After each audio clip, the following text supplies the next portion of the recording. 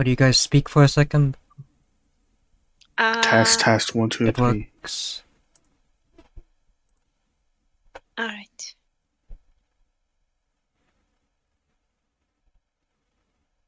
Okay, let's talk about someday. Let's take a look at some clips first. So you can do this from basket if you need to. On the second cycle, that Yeah. is. Not sure if bomb rush can reach the first spot. Maybe it does. Yeah, it can reach. Okay, that's good too.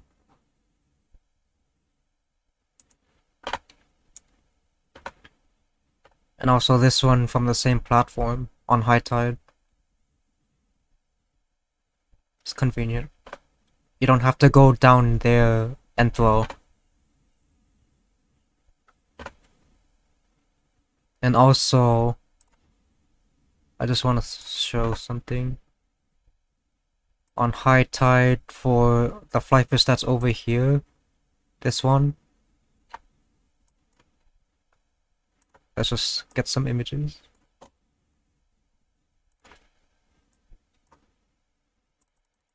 Let's say there's a bunch of lessers,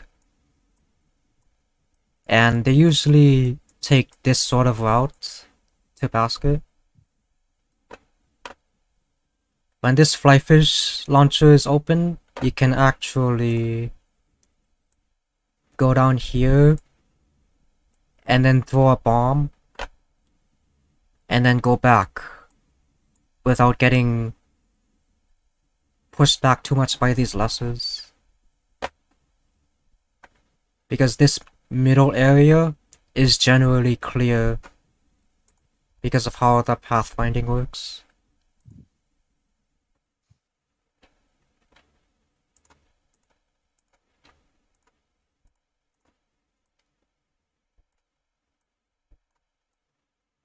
Look at that. This area is clear. It is clear unless they are spawning from grades. That case, there are some chumps that might spawn over there. Yeah, that's the only problem when it happens.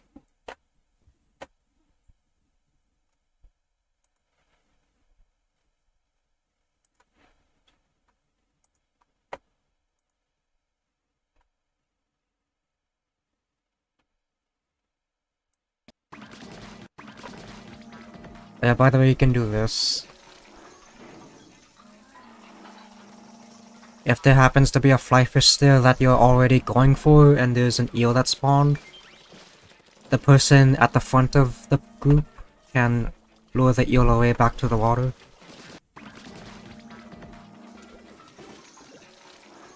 Of course, you'd have to be careful of missiles that are on you because you were probably the closest to the fly fish since you were in front.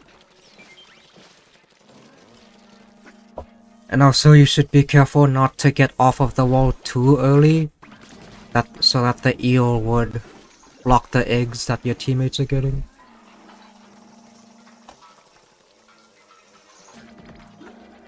Here's some steelhead lures with inkjet.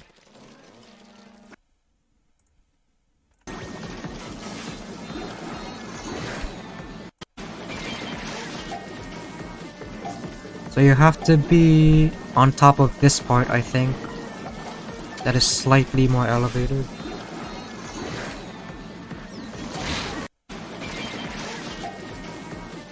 And you have to move. And you probably should move this way before the steelhead comes up too much up this ramp. Because that means if it's killed up there, then the eggs are further away.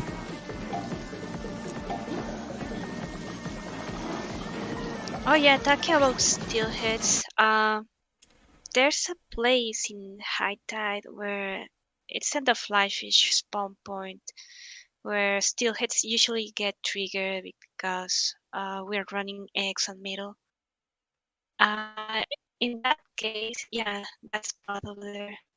In that case, I have seen other players push the steelhead a bit into the water so that the eggs don't spawn down close to this fly fish spot, but instead they go more a bit to the left. Yeah, exactly. You can push the steelhead, squeak bagging it for a bit if it's close enough to the water, and it will make the egg spawn there instead of that difficult spot over there, because an eel suddenly can spawn and block the eggs, and that's how they get lost. And you can also do that here, here. I think here the eggs would land here. Yeah. And then here the eggs can land either here or here. When it's killed here, the eggs just land further here. When it's killed like here, I think... Let's look at the nodes. It'll be either here or here. I don't think this part really matters. This spot. It's just here, here, and here that are more important. This one is close enough to basket that it doesn't really matter.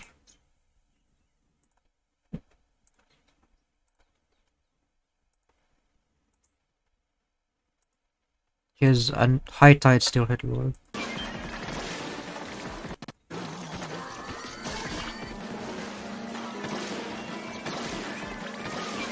So something I've noticed from looking at some of these clips is that you should be high up in the air,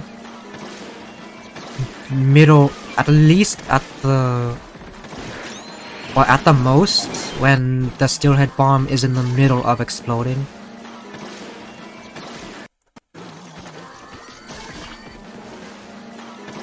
Because you can see right there, the steelhead began moving slightly before the bomb actually exploded. So Yeah. sometimes I think we're like, okay, I'm gonna lure the steelhead on this outpost wall or by jet luring over basket, but then the steelhead actually triggers even though we're already up high. That's because what we think is that our timing is actually off for what we think is okay to be high enough, if that makes sense. So if we're, Yeah.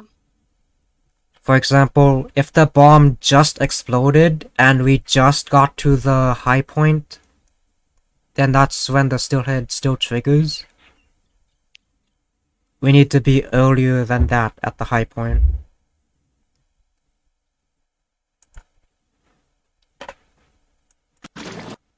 And also this good old trick.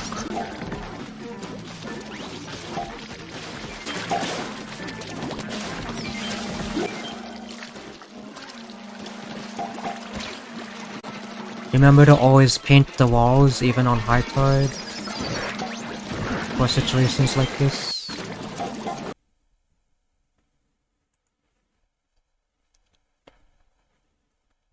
And also here's another version of it.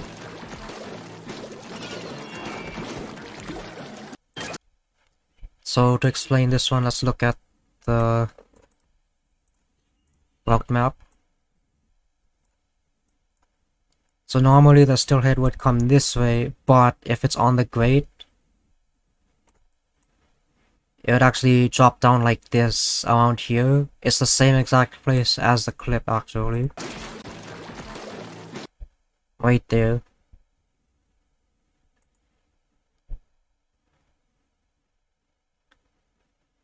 Now on this app, when you put a salmon head on the grates, it actually counts it as below the grates, so it's not exactly perfectly accurate, like you can see here.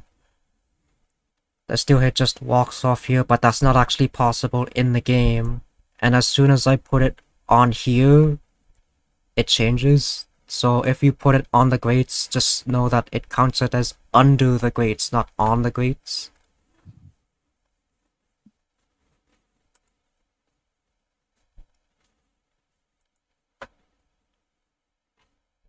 I wanted to look at day waves. Here's another high tide. You can reach this stinger with bomb launcher. It's kinda risky because you have your back turned from the majority of the stage, and You have to spend the time to throw 3 long bombs. 3 is all you need when you're doing long throws.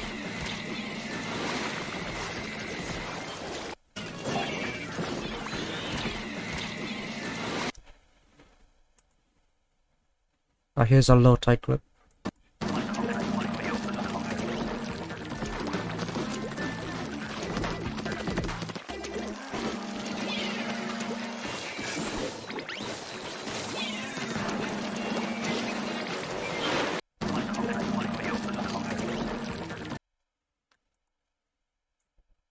Oh wait, I had another one like that.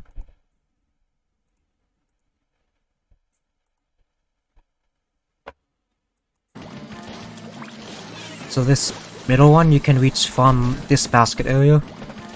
You can reach both launchers. Just throw it right before the water. Yeah, it's a bit risky because of lasers. So make sure to have that area clear of lasers before attempting that, because otherwise you can die pretty easily if you're a slow weapon. Make sure there's some space ahead of you with the lasers too, so that you don't get hit. And also there's something else about that. So let's say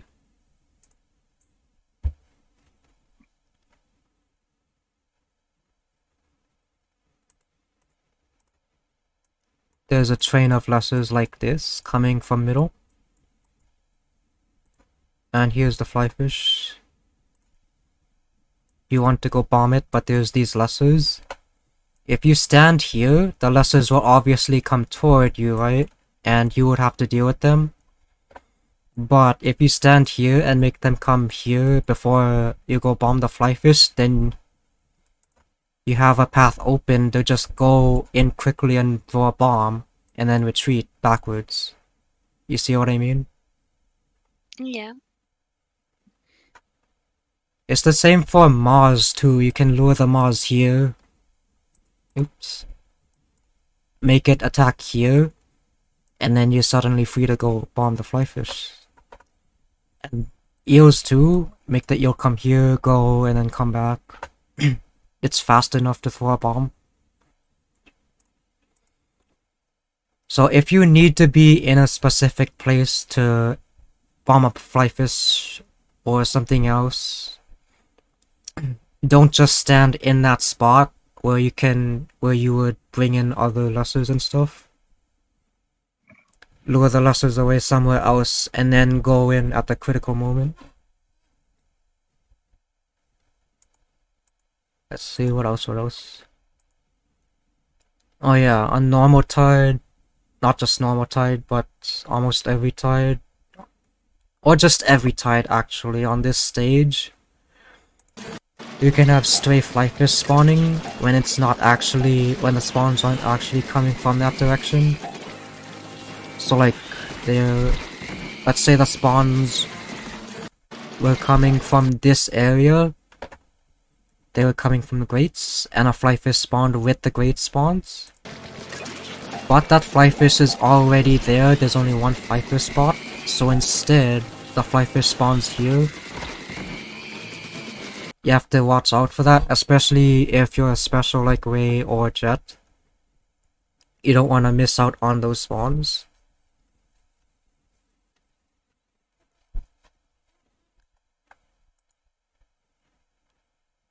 And also because Sploosh is in this rotation, we should try to shoot the Mars whenever we're not that high on ink. Like you can see that I did recover some ink to bomb the first Mars, but I didn't really have time to recover for the next.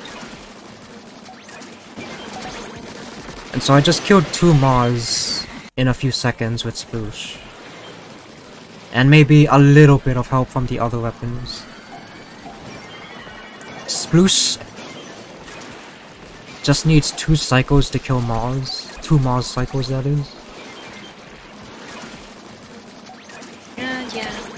And with Splurge and the other weapons being Bamboo, H3, and Slushing Machine, I think Splurge should prioritize lessers instead of going for every boss they see. So they can leave a path clear for the other weapons to tackle the bosses.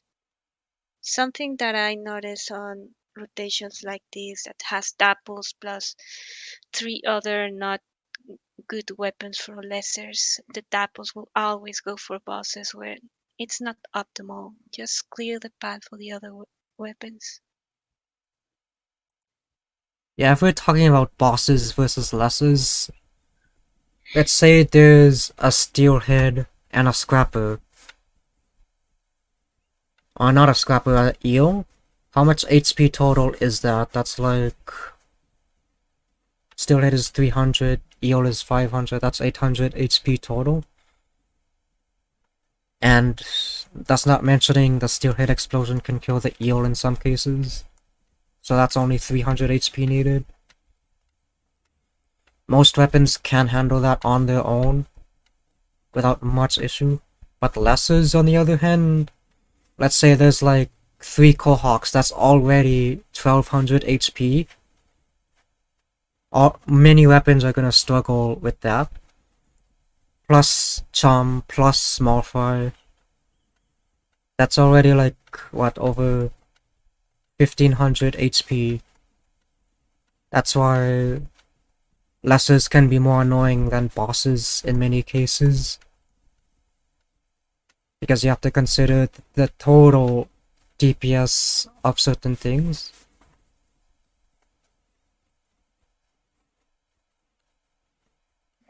So whenever Sploose happens to be coming back from far eggs, just kill the lessers on your way that are in your range. Don't just swim past them unless you have something urgent to do next at basket. Or wherever you're going.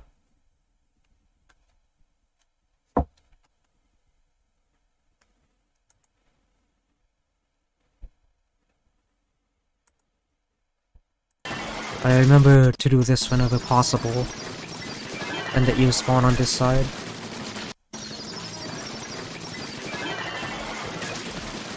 Make the eggs come closer, that eel doesn't block anything.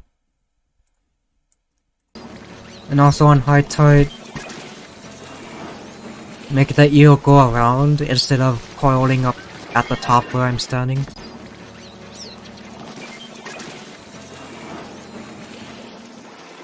Because when it does that, it actually looks like...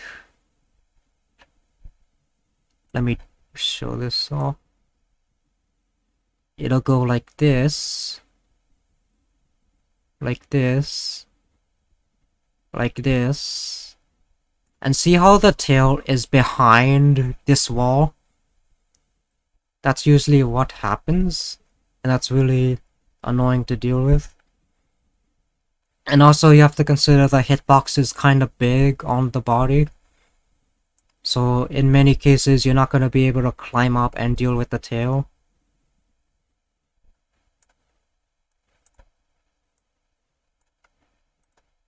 You won't be able to do this. Like with some other bosses like Scrappers.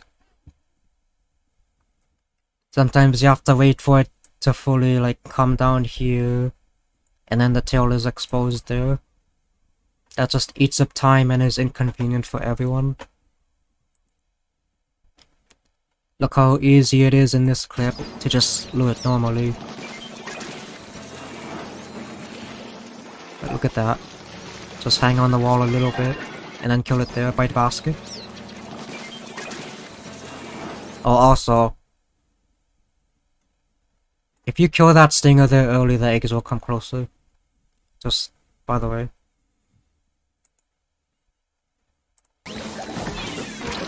Oh, another low tide flyfish. You can bomb the middle one from the left.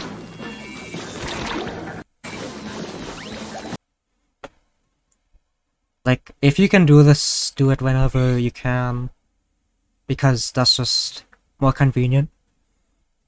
Instead of having it That's go all the way there and then back here. that's the first cycle, right? Yeah, it's the first cycle. Okay.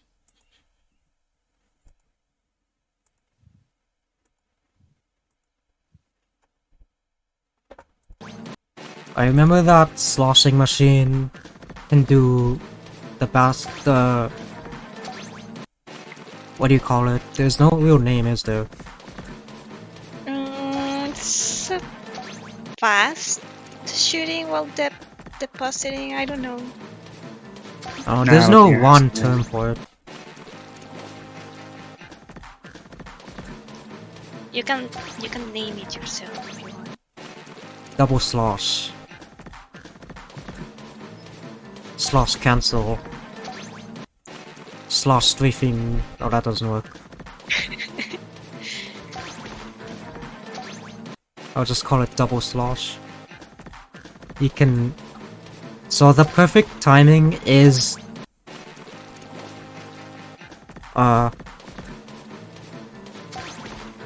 Actually, wait. I can do this in-game just right, but explaining it is kind of hard.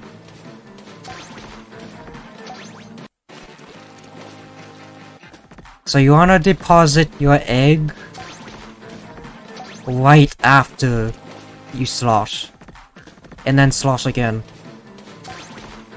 Because depositing the egg cancels out the end lag of the slosher. So it's a slosh cancel. Yeah. That's why I said it too. You're canceling the first slosh.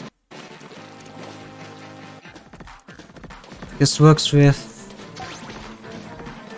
as you can see in the clip, normal slosher, tri-slosher, and sloshing machine.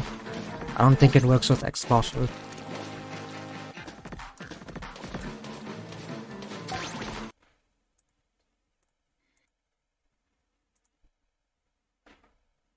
I think that's not all we have for day waves. Yeah. Oh, what was that? I Not think sure. someone. Okay, well, we'll ignore that.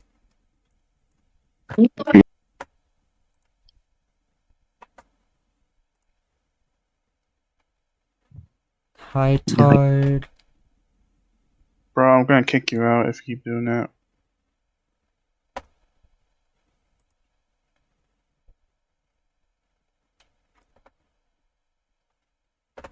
Okay, let's talk about drizzlers. Low tide. This one, I think we do fine. Just don't stand right behind basket because that doesn't work. Stand further behind.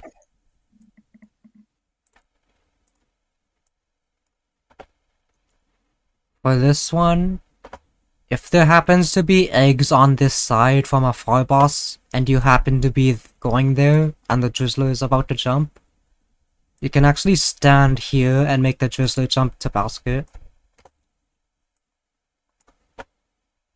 So you don't have to be waiting here the entire time for the drizzler to jump. You can actually just stand here while you're getting the eggs here and make it jump here.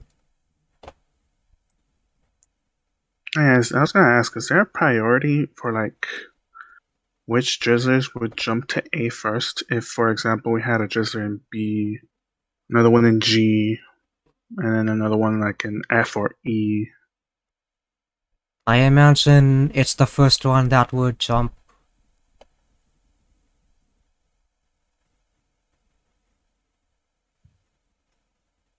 But I may be wrong because the game is kinda weird. Sometimes it's not logical.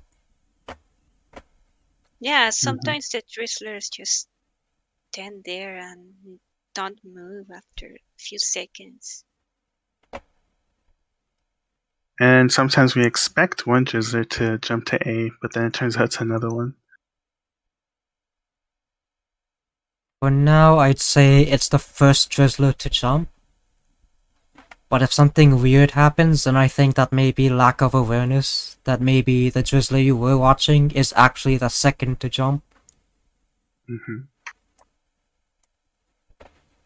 So, aside from this, That's okay, Piccoli, no worries. Sorry. aside from this spot, you can just stand around basket nearby it, and it'll still jump. You don't have to back up like here by the container thing.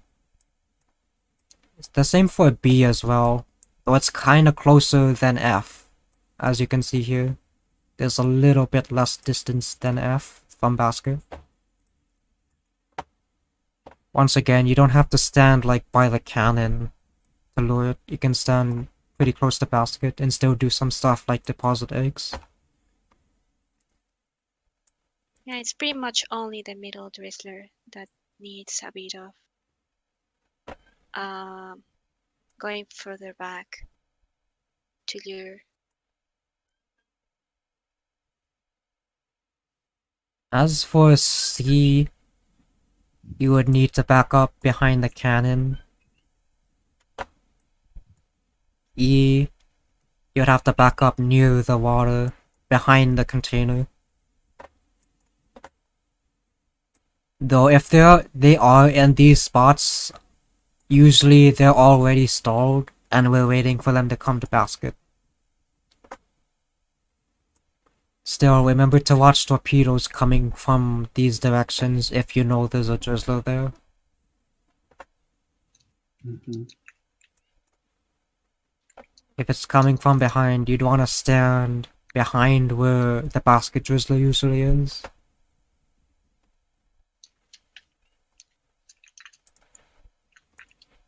Normal tide. So when it's at H or G,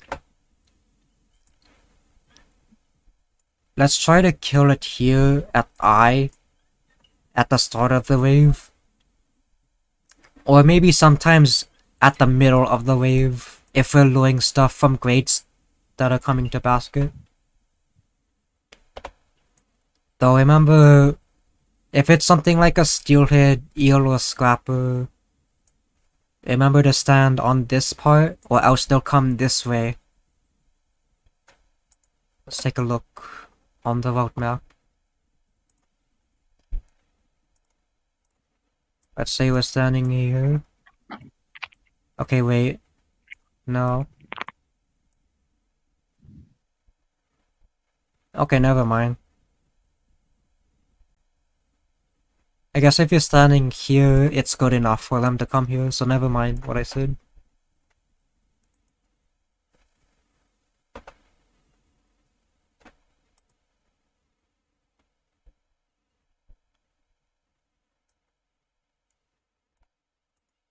Wait, is that actually right though?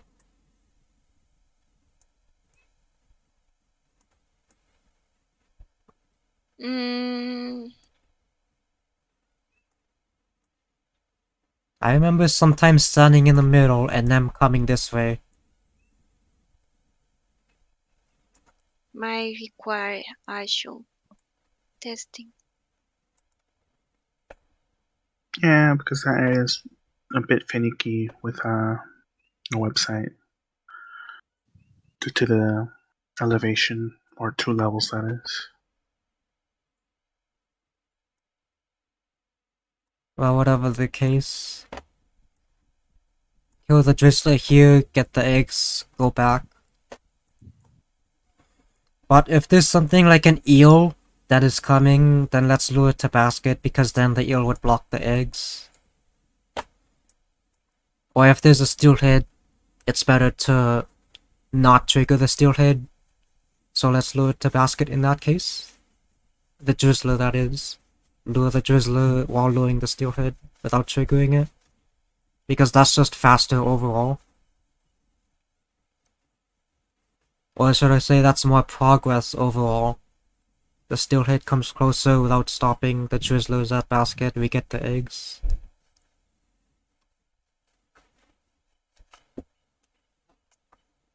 And also if we need to, like if players are over here getting far eggs, we can stand in this corner when it's at G to make it jump to F. and then the basket. Otherwise, it would be on these guys. It might be on the far egg runners, and then it'll go to I, and then stop there. And then target the egg runners. As they're coming back, it'll shoot rain this way at least once.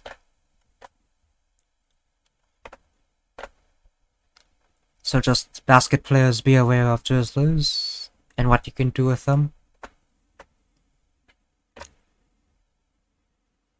And also let's talk about positioning to lure them while they're jumping. For I, you can just stand in this box here, right after the grate.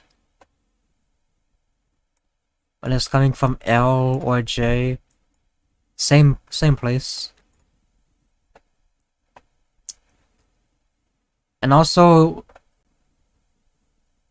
if there's other stuff coming from low tide like a steelhead, scrapper, or eel, let's actually try to back up and make it come to A so that the eggs are already at basket and we don't have to worry about them later.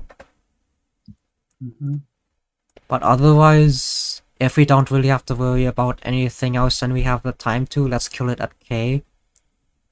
Just cause we can. It's the same situation as I at the start. So to make it jump to basket from K, we have to stand after the grates on this box. When it's coming from C, actually it'll go to B. One player can actually stand here. I think there's only room for one player to stand here at the top of the platform. Otherwise, you can stand here after this low tide ramp. This box. I think of the stage in boxes. Like,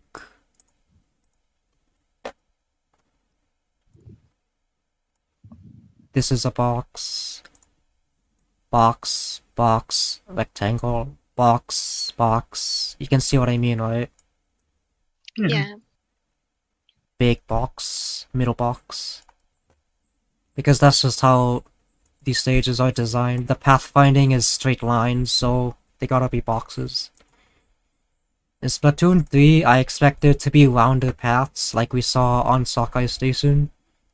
That means I suspect the AI to be able to go on round paths now. I don't know what that means for situations like griller turns, but we'll see. When it's at D, it's the same standing spot.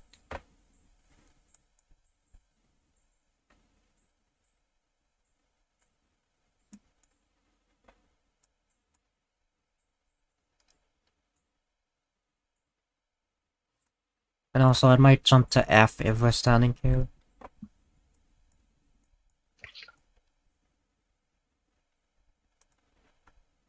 Now for high tide, it's simpler, I think.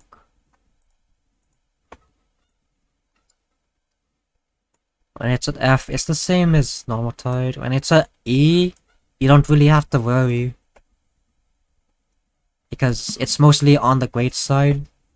So you can still stand here about this far and still begin shooting at it in the air. When it's at I, you should be standing around here or at the edges here.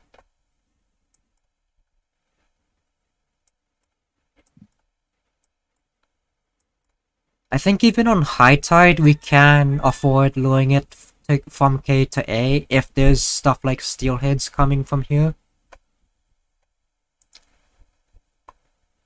Let's see it on high tide if there's any complications on the app. If we stand here,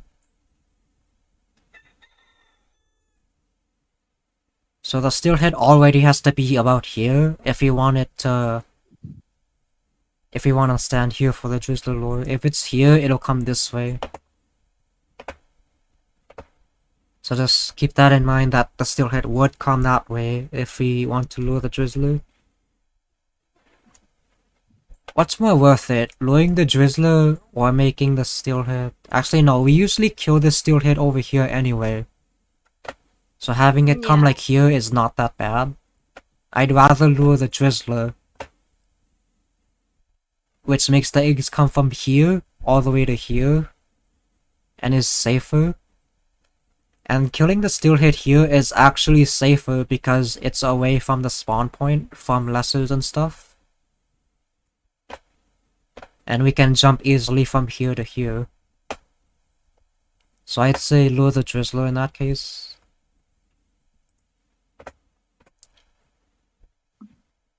And also sometimes the drizzler will come from here all the way to A on the first jump. You guys remember that, right? Sometimes that happens.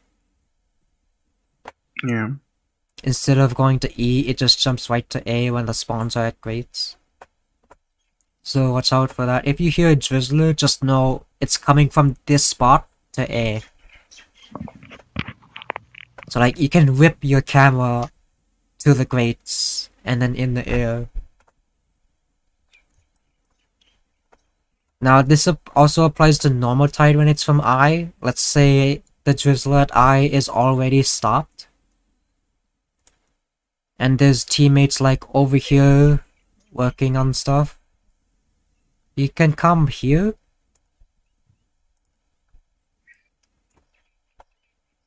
And make the drizzler jump to A by being the closest.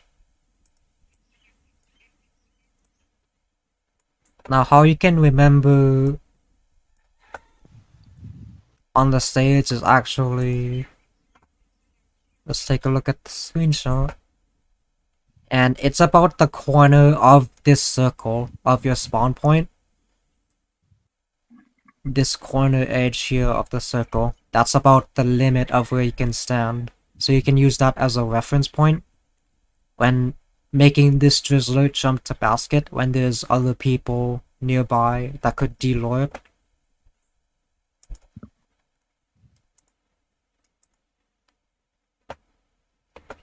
But if there's like a drizzler here that's about to jump, you should back up the basket anyway. You shouldn't be here when it's about to jump.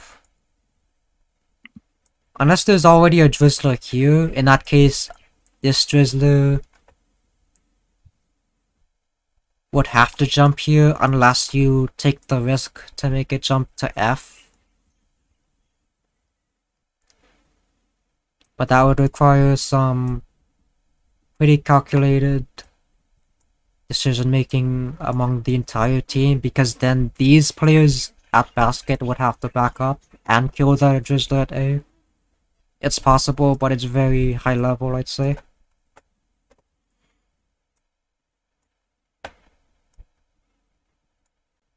Okay, anything else about drizzlers?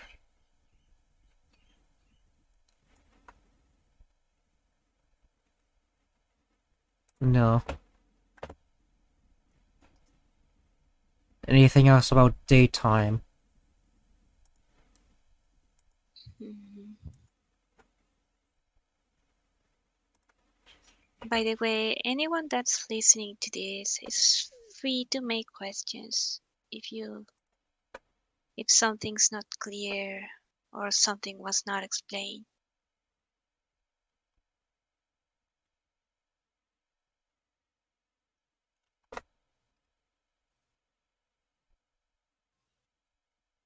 Oh, by the way, something I've noticed with snatcher control is sometimes people tend to leave single eggs lying around, whether it's by basket or far eggs. I'd say if you can't complete an egg pile by the time the eggs get blocked, I'd rather you watch the snatcher instead of getting the egg, if that makes sense. Not in all cases, I mean. In some cases, that would be better, I'd say.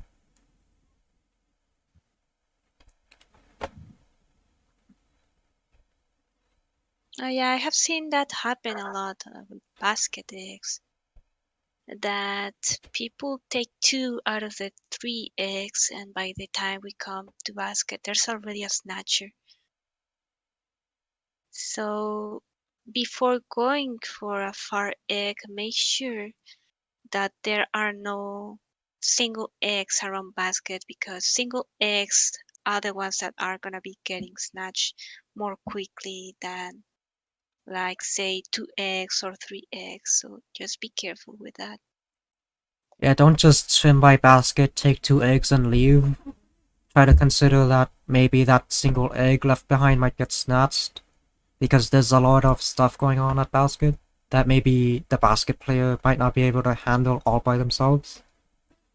Mm-hmm.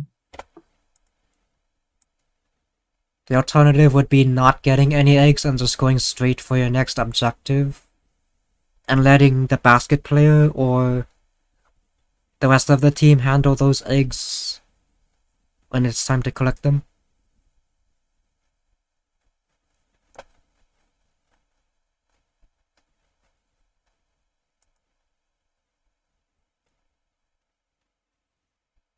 Oh yeah, that's right, low tide, I wanted to say something. Positioning on low tide for luring stuff like steelheads.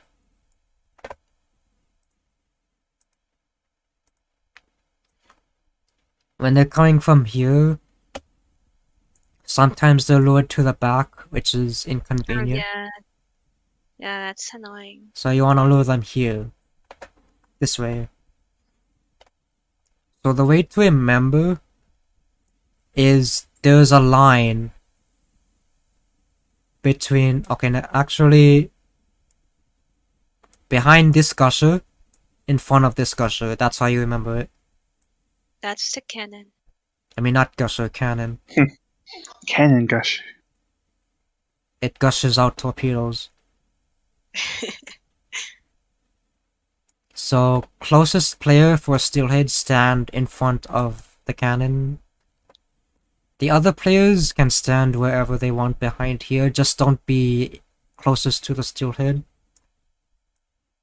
For ears and stuff, you still want to be standing here though, in front of the gusher, in front of the cannon. Same for scrappers. Yeah, try to lure everything in front of basket.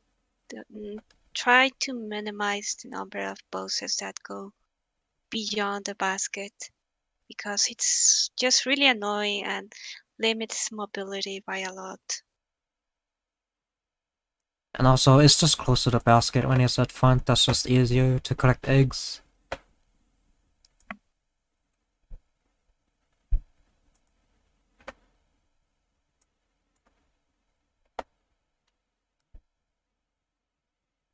I think that's all for... When that happens, Piccoli is asking a Okay. question. It says, what happens a lot to me is when depositing an egg and immediately going for another far egg. If there is an egg pile near basket and I go too close to it, I sometimes pick up one of those eggs by accident. I know it happens to players that have a bunch of lag. So instead of going for the far egg, I commit to depositing the rest of the egg pile. And yeah, that happens a lot to me. But I'm also a very laggy player. Okay, so I guess we'll have to balance out basket egg running so that far egg runners don't have that happen to them when they're returning to basket. Yeah, we can clear a path so we can go for the far eggs. Yeah. If the eggs are close to basket, it shouldn't take that long. Just to grab 3 eggs from a pile, so the path is free for going for the far eggs.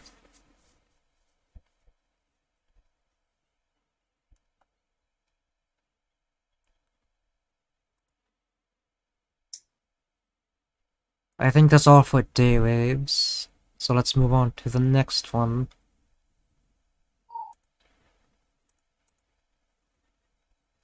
Let's talk about rush. Here's a clip. So if goldies are killed in this box, you can expect eggs to fall on the grate. So you can be prepared for that and catch eggs when they're falling. That saves a lot of time instead of having to go down and then climb back up.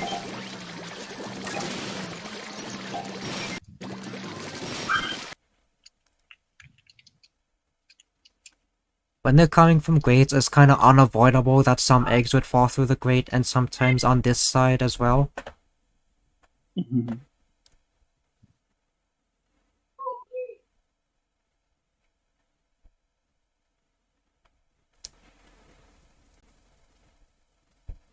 So for us, I think what we should be doing is that we have Sploosh be the weapon that deals the most damage to goldies as they're coming to basket. And then... let's see, what were the weapons? H3, bamboo, and a slushing machine.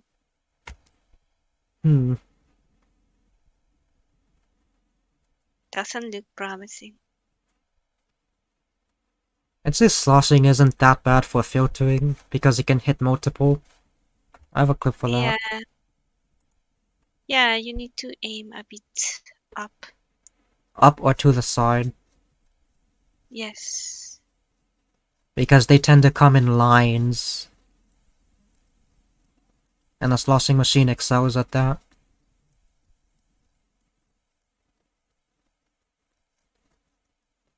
I guess bamboo can also sort of deal with the rush, tap shooting, Tap shooting also works.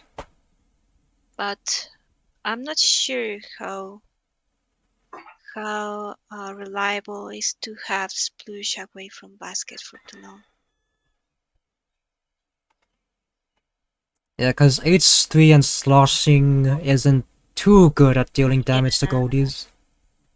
Yeah. Sploosh is really the only reliable weapon that can deal with goldies that are coming to basket.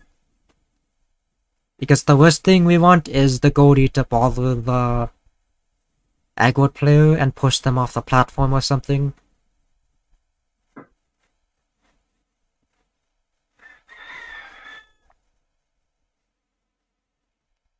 Now the one, if we do have sloshing as the filter, it's gonna run out of ink by the time the direction changes or the aggro changes. So I'd say keep that in mind and have something like bamboo or H3 temporarily look after, then take control of filtering for until the sloshing is back in action. Or maybe a special too. Yeah, special also works. Like, if it's coming from docks, we can use array, because the dock spawns are far away.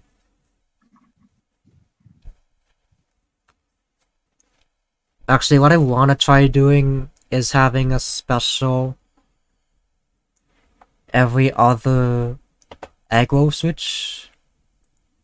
Like, for example, we have sloshing machine filter 1 interval, and then we use a special to filter, and then we have sloshing machine filter again, and then use a special. You see what I mean? Yeah. We've talked about this before, but mostly for high tide. I want to do it for normal tide too if we want to push for scores. And also I'd want to do it regardless of the spawn direction.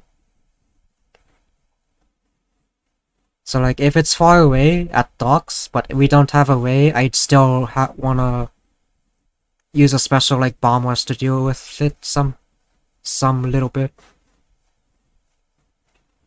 Because it takes the pressure off of the main filter a little bit.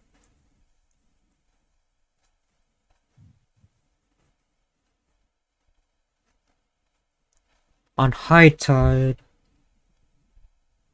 actually no, on both normal tide and high tide, I've talked about this before on the previous grounds dynamo, but that was a while ago. So what I want us to do is that right before or when the aggro is about to change, I want us to be up here at the platform, ready for the aggro switch. Or at least close to the platform. Like, over here is also fine. But if the chum happened to be coming from grates, you might get sandwiched by stuff like this. So up here could be better when the aggro is switching. If it's coming from the opposite side, I'd say to call out this way, so that we know to back up to the platform. And also, Sploosh should be guarding the aggro player like crazy so that they don't die and cause chaos for the other members who are getting in position to do things, like filtering or getting eggs.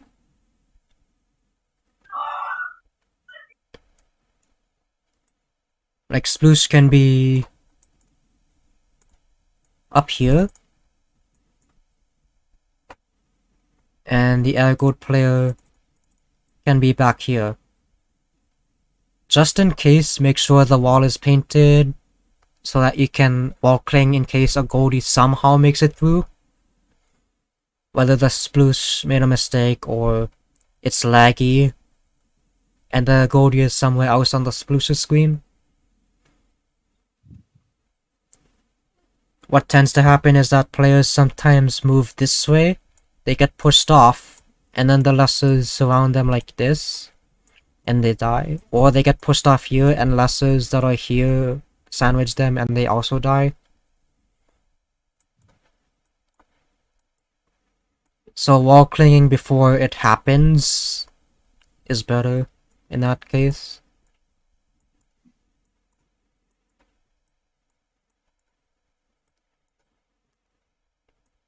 So in summary, back up to the safe part of basket when aggro is switching. Sploosh should be defending aggro player like crazy.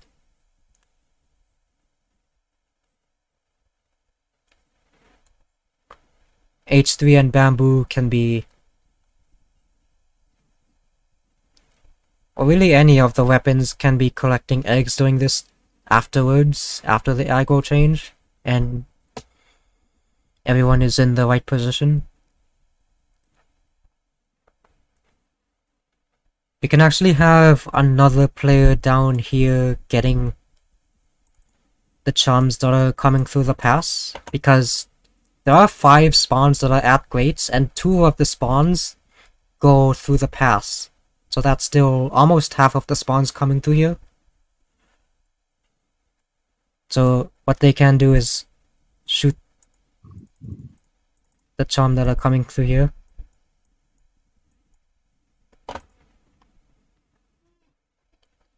But if we decide to use a special, like Ray or Inkjet,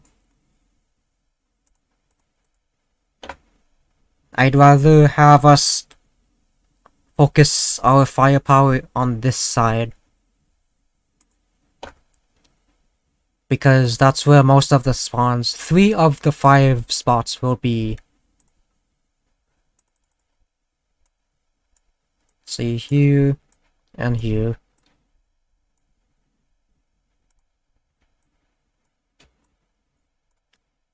See, 3 of the 5. That's where most of the chums statistically should be spawning from. So the ray should shoot like this way. About here.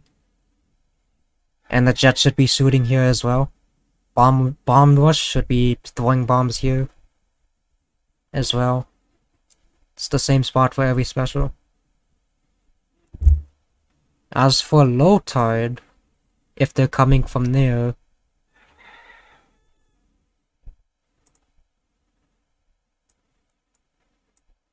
I think there are 7 spots in total. Yeah, this is 5. And this is 7. If we're standing at basket, then 5 of the 7 spots are gonna go up the low tide ramp, the usual one. So this is where we want to focus our specials and normal filtering. So the way it would shoot it like here where they're meeting up. Same for jet, same for bombers.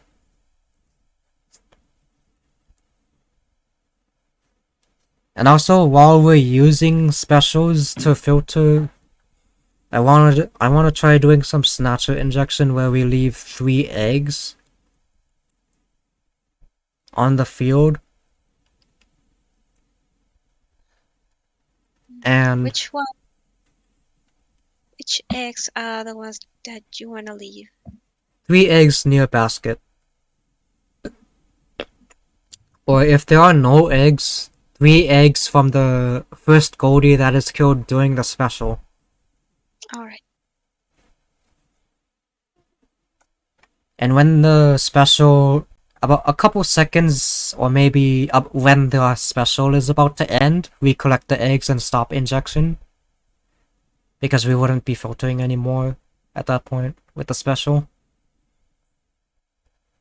The point is, sometimes filtering with specials is overkill, and that leaves room for a lot of spawns to be taken up, and snatcher injection is perfect for that. We don't have to worry about the rate of the rush slowing down by the spawn cap because of the special being used to filter. That's why I say use some snatcher injection, if possible.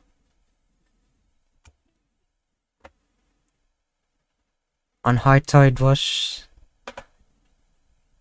I'd say we should still use some injection regardless of whether we use specials or not, because the spawns are just so close. Like, it takes a couple seconds for them to reach basket on most of the spawns.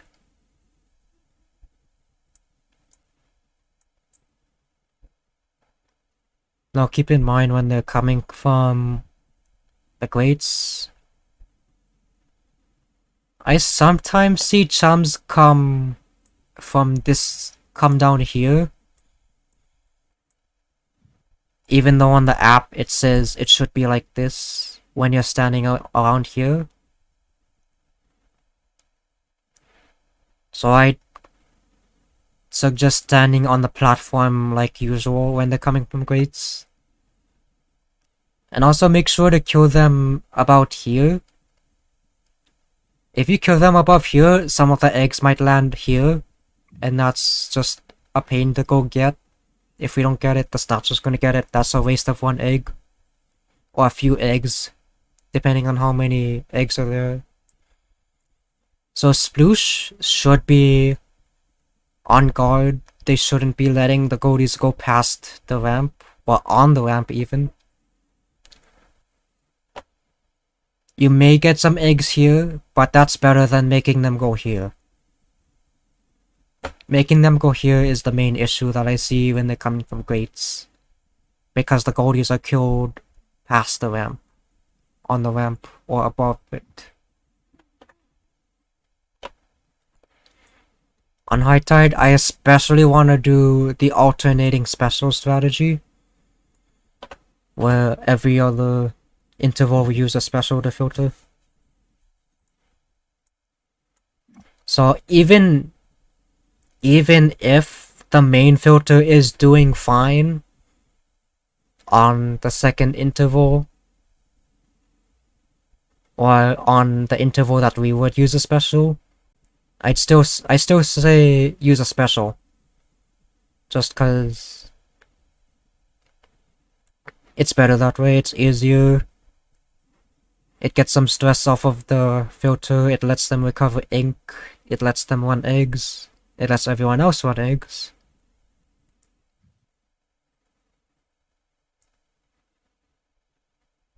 And also it kills goldies more consistently because it's just a constant ray of damage on the goldies that are coming.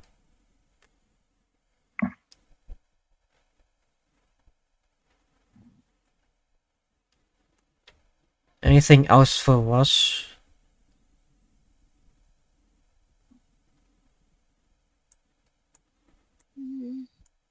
Well, the only thing I can ask is what happens if we get rushed on wave 3 and we have no more specials left? Well, that's unlucky. Yeah. We'll just have to deal with it. Yeah, do you think stalling them will be a good option with this set? If it comes to it, we can use that as a desperate measure.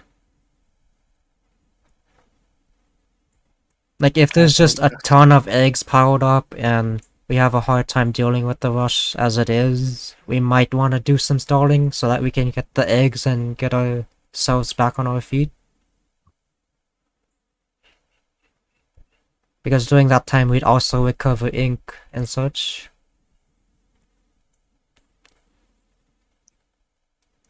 Oh yeah, also Spox is asking you a question in your stream chat, Twitch chat. Oh, those are just clips to show when we reach certain segments. Like, my computer doesn't combust when I have these many tabs open. Not yet. Yeah, maybe in a few years when it gets older, it'll die from it.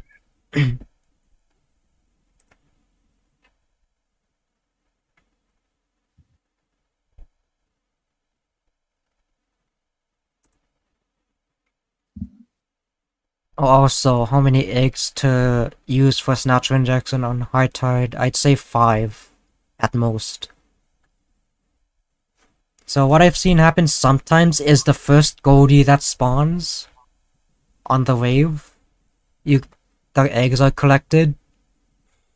But I'd say the very first 5 eggs you leave on the field unless they are in an inconvenient spot. So the first goldie eggs you leave on the stage. And then the second goldie, you leave two of its eggs on the stage. But if the eggs happen to land in a bad place, like right here, I'd wanna pick that up because that's really easy for a snatcher to get. Or if it lands here, I'd also wanna pick that one up because managing this snatcher every time is gonna be annoying. Because you're usually gonna be shooting this way, or this way. You won't be really focused shooting here. So that's gonna be annoying to deal with if there's an egg there.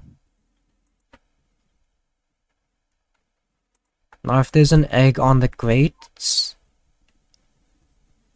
I'd say it's fine to leave it there if the spawns are coming from grates, otherwise collect it if the spawns are coming from the other 2 directions, because having to manage that is also annoying.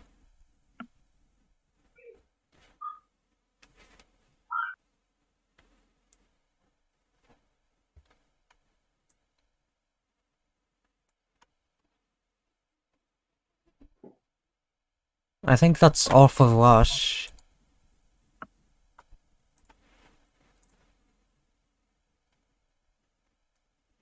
Let's move on to Grillers. So here's some clips.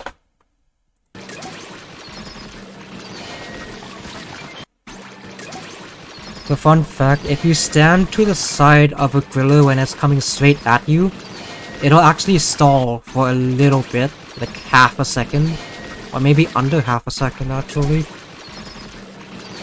And it'll try to turn to get you, but if you retreat just in time, you won't die, and the griller will take time to turn back to its normal route. So you can do something like this with a weapon even like Sploosh. You can do some damage to it, you can stall it a little bit so your teammates have an easier time shooting it. And you won't die while doing it.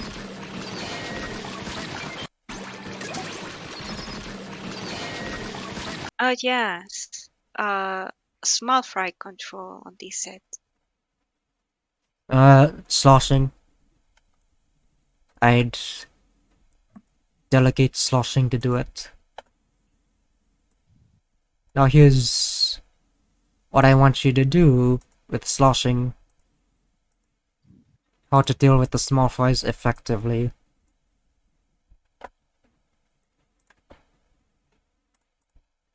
So here's sloshing.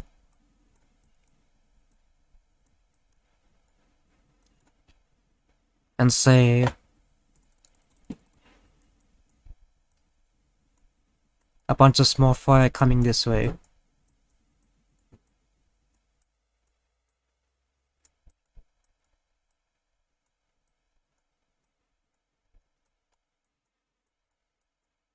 Like this. There's like a line of them coming, a horde of them coming.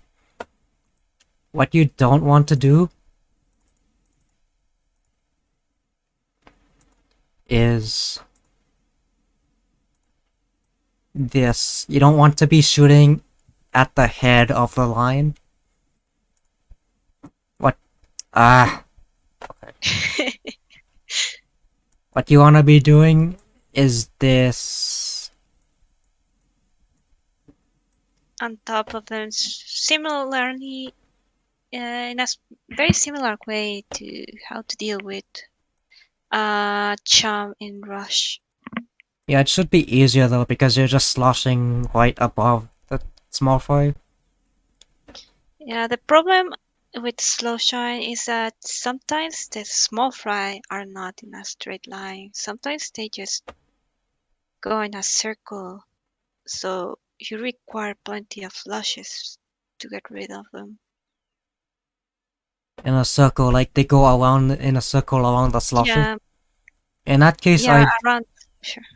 In that case, I'd recommend backing up while sloshing so that doesn't happen. So that they're always in front of you while you're sloshing.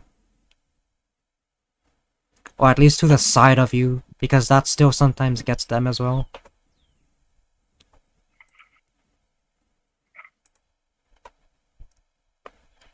So you gotta make use of that sloshing tech as much as you can on any wave. Next griller clip. So when to use splashdown when the griller is coming through the pass? It's when the griller, the head of the griller, is right at this spot right here.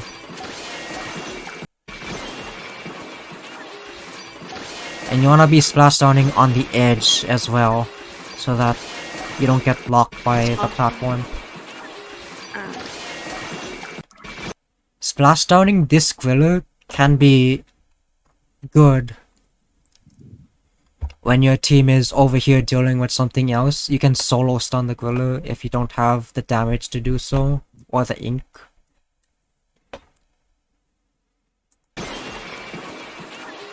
And also I think you'd wanna... Okay, this is also another thing I wanted to talk about. Is using splashdown on the very first griller from a favorable direction. So what is a favorable direction? It's a direction where grillers come from quicker than the others. So for example, on yard you have the back spawns that come from multiple sides. And two of them come very fast, and those are favorable spawns to have. On grounds, it is two of the great spawns. It is this one and this one, because they come by pretty quickly. It's these two.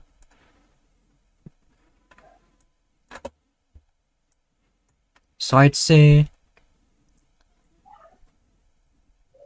splash down the first griller that come from that direction so that the griller dies sooner, and you have a chance at spawning a third griller from that direction instead of just having two from there. Maximizing the number of grillers, fast grillers you can have. Yeah.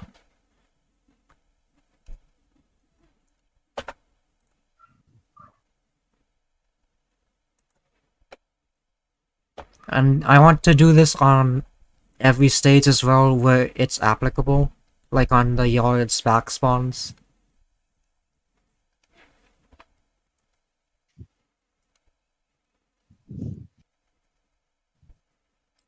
Because doing that gets you 5 eggs sooner. That's like the difference between a 65 and a 70 on grounds. No, not grounds, but just a difference in 5 eggs on in any case. So splashdown should be used for the first fast griller and the last griller on the wave, or is that depending on the situation? I'd say it depends, because you won't... It's not every wave where you'd need splashdown on the last griller.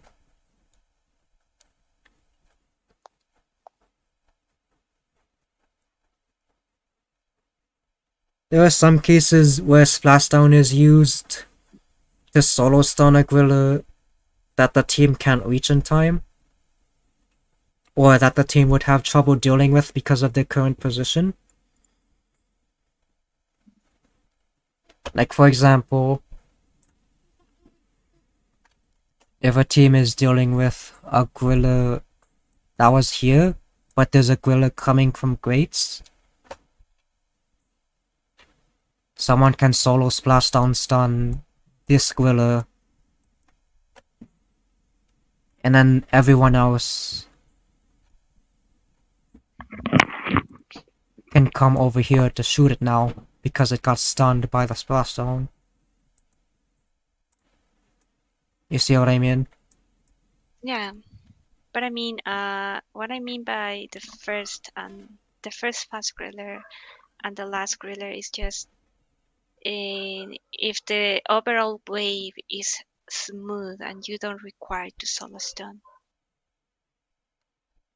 Would you use the last splashdown on the last griller, or would you use the second splashdown on another griller that's coming from a fast spawn later in the wave? If there's a second interval of fast spawns, I'd say use it there. I think that would be more worth it. Oh, okay.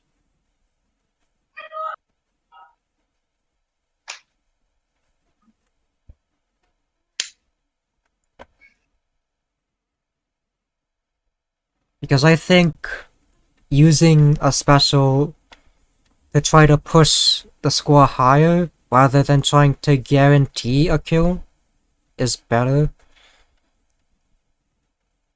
The definitions aren't that different, there's just a subtle difference, a nuance I'd say. If you know, you know. Yeah, well, the reasoning behind using it on the last spawn, on the last griller on the wave, was because everyone would be so focused on egging that stunning it will be difficult. So that's why the splashdown comes into play.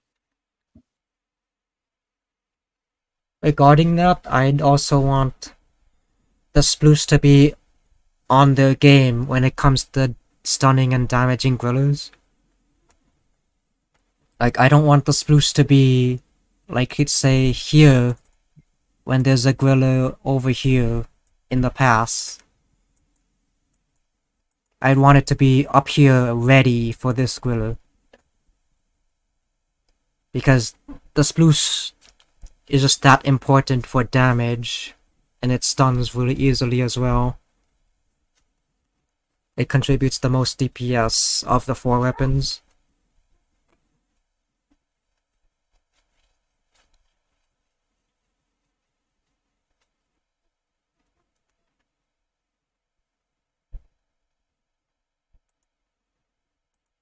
Here's regarding the corner lure when it's coming from the fast spawn. I mean, not the fast spawn, but the straight spawn from docks. You can stand in this corner, and when it reaches the corner, you can jump up.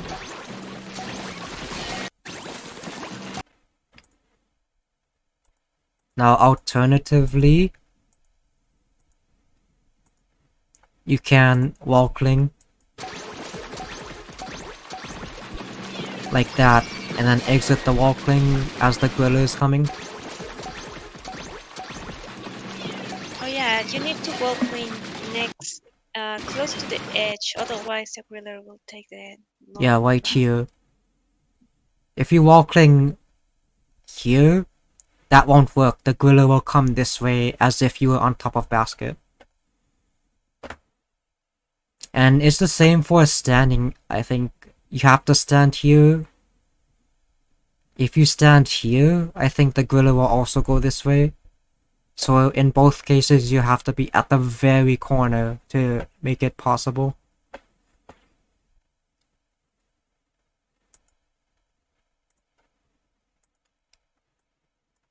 And also, there's a spawn that comes from here.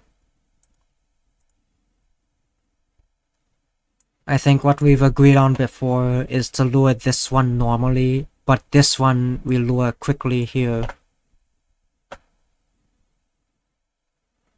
Do we still agree on that?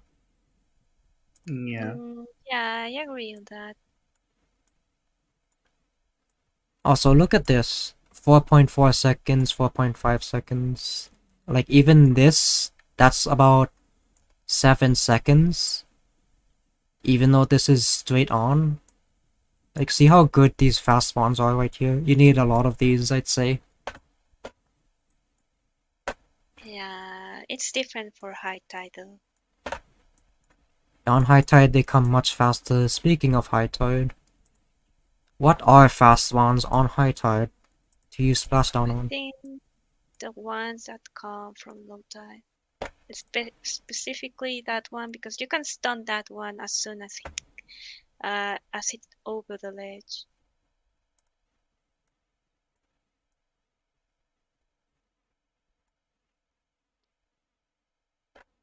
Yeah, low tide spawns are really good. 6.3, 5.6. It's just this far. These ones aren't too good. They're okay. It's this one that's good. Let's look at great spawns. That's a bad great spawn. This one is okay. So low tide spawns use splashdown.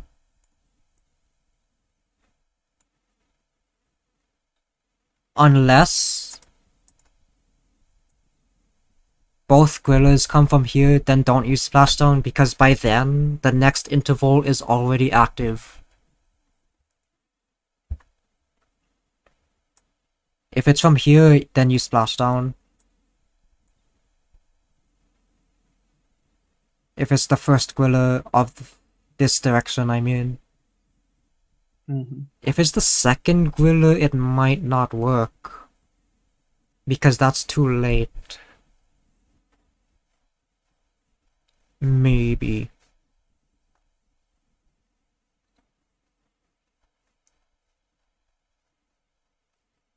Actually, no. You know what? If it is the second griller that spawns and it comes from here, and this griller is still behind it, the first griller that spawned is still behind it, then you can splash down this one and kill it quickly. I think that's just enough time to make a third one spawn if it was at the start of the interval that this griller spawned.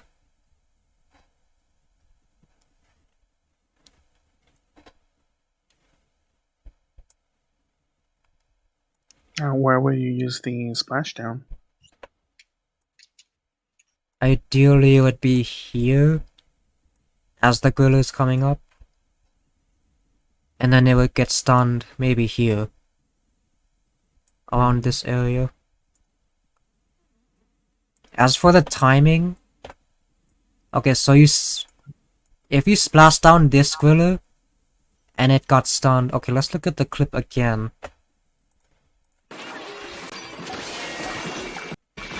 So you stun it, you splash down when it was here, and it goes over there. Now let's compare the distance. Yeah, but that one was a splashdown from host. It usually takes a bit longer for non-host people to it actually reduce the stun.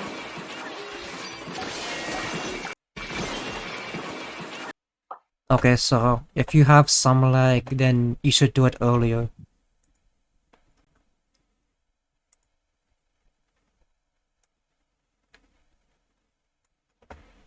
Wait, I was using this, yeah.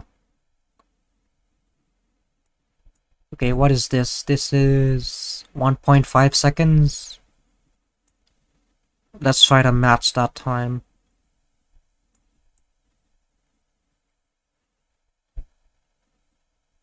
No, I don't think...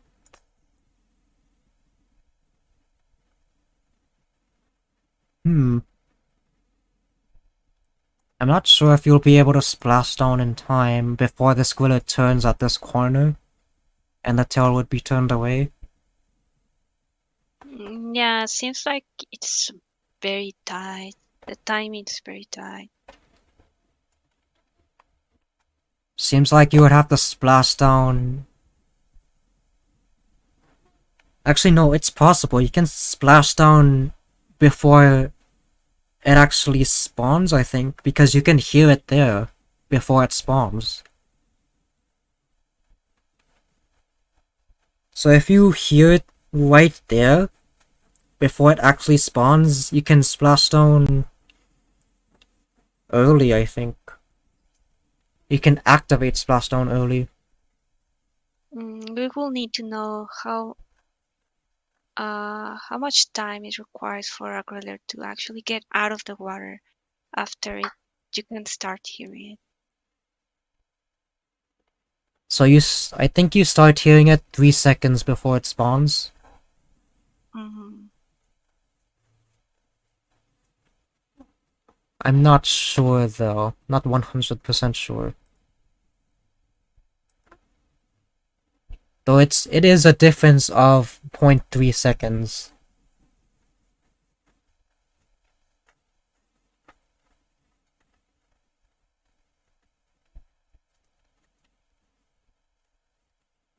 I'd say like half a second before it spawns you can do it. But otherwise you can go here and splash down here if you know it's coming from here. Alright. And if the SD doesn't have the aggro. Yeah.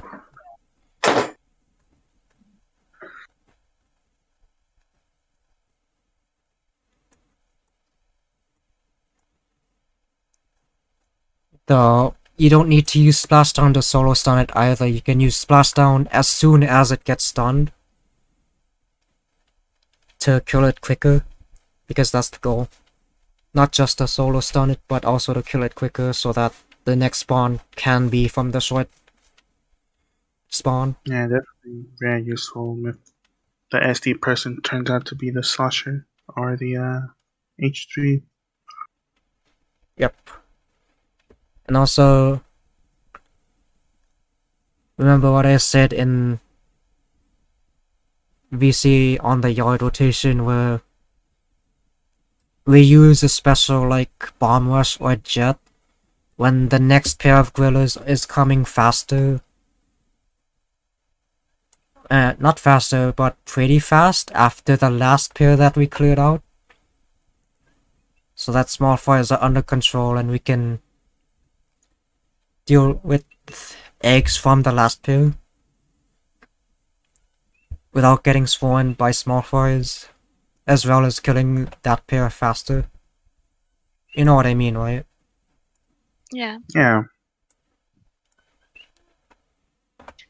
Like, if the pace ramps up, we have to adapt to that pace by using specials. Yeah, especially since the comp depends too much on Sploosh, and Sploosh will not be able to keep up. Yeah.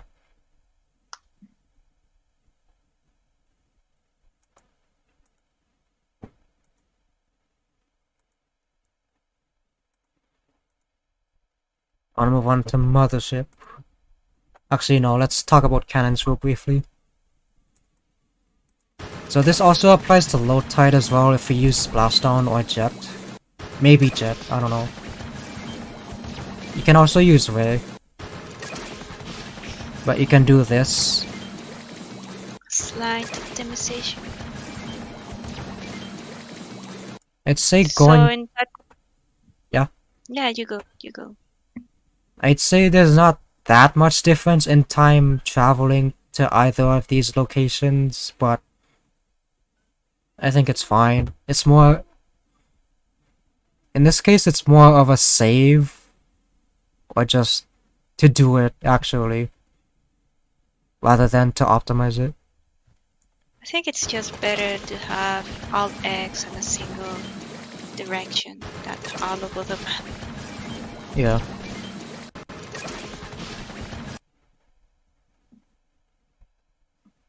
And also an eel just happened to spawn there, so having the eggs here is better to collect.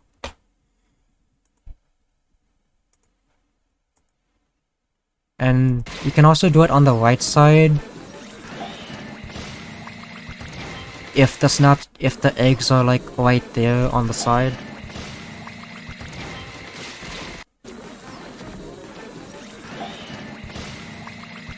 Now I think this is better than getting the eggs here. That's just closer.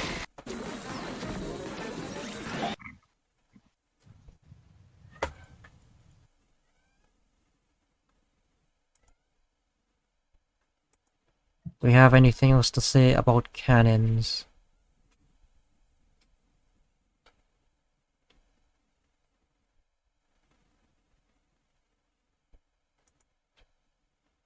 Okay, let's move on to Mothership.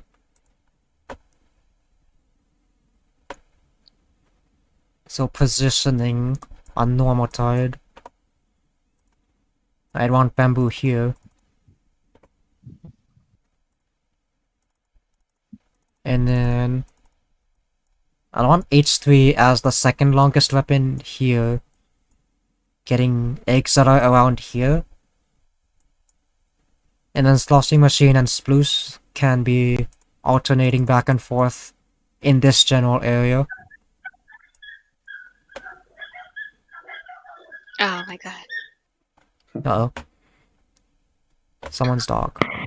Yeah, the neighbor. Sorry about that. I'm gonna mute for a bit. Okay.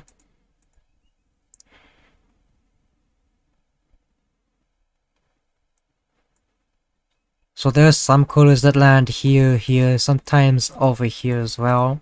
And some in this area. I think H3 can be good to reach those because those are pretty important. Now although Sloshing Machine and Sploose are kinda short range, especially Sploose, I think having them alternate from basket to this area can be good. Mm-hmm. Now if they can't reach, they can throw bombs instead where the coolers will land. And also if bamboo isn't dealing with coolers that are in the air, it can come up forward a bit and kill some coolers here for them if they can't reach them.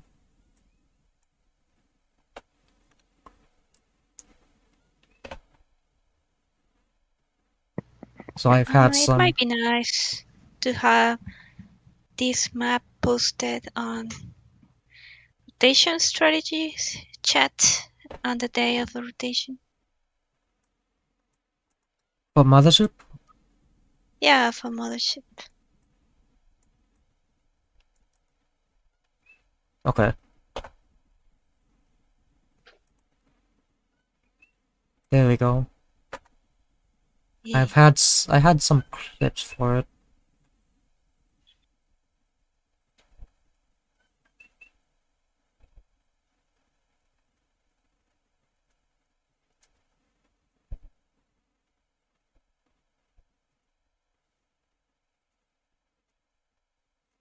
I guess it's none of them.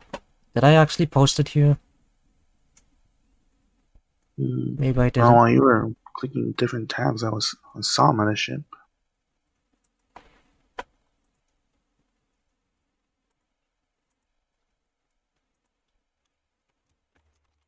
Wait, I'll find it real quick.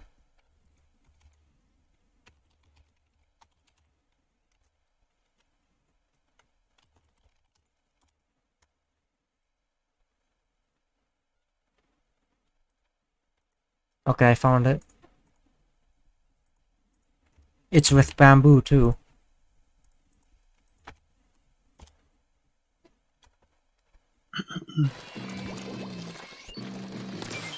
So you wanna be doing this. And look how much closer the eggs land.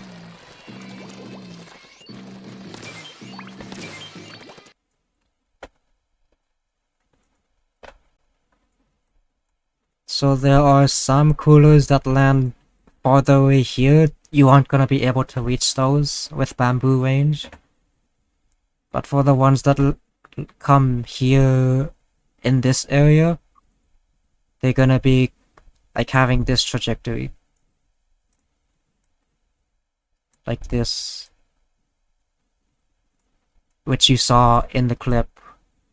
You wanna be sniping those. But for ones that are like here, you won't really be able to reach them. And by the time you can, they're probably on this level already, on the low tide level.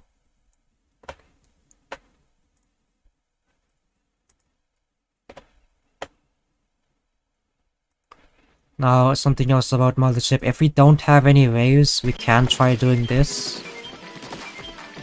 This is with H3. You can pseudo-pierce the Mothership and kill the coolers inside as they spawn. You need to be jumping for that, right? In this clip, I think they have to in order to aim high enough because it's on Polaris and the basket is slightly elevated up. But on grounds you won't need to because of the elevated platform. You don't have to aim as high. You just have to aim at the same spot that they're aiming at, which is here, where the base of this connection meets with the tube. But here's a bamboo version.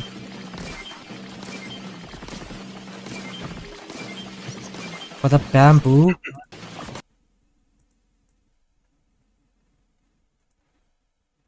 it's kinda hard to see here, but you aim slightly higher. You actually aim up here, where the bottom of the box part of the mothership connects with this rim right here.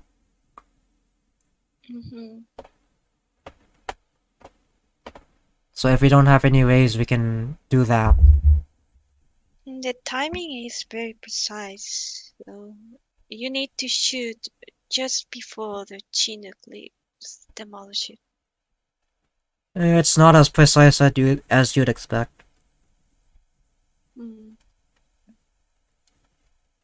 Probably have to use ISO for that. To practice a bit, I mean. You could also... Like, I've thought of this, making a video specifically for this, where I just loop the egg dropping sound, and you just memorize the egg dropping sound so that you shoot in sync with it. You should find a song that has the same beats per minute. I don't know anything about songs and beats.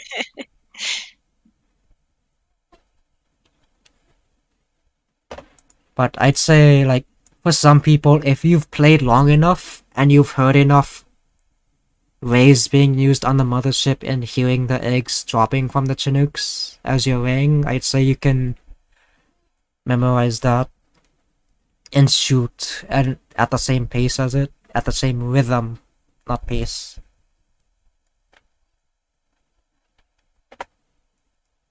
In numbers, it's every 50 frames of 60. Every 5/6 of a second they spawn. So slightly slower than Rapid Blaster Pro. Yeah, I think so. Slightly slower than Jet, actually. Inkjet, not Jet Squelcher.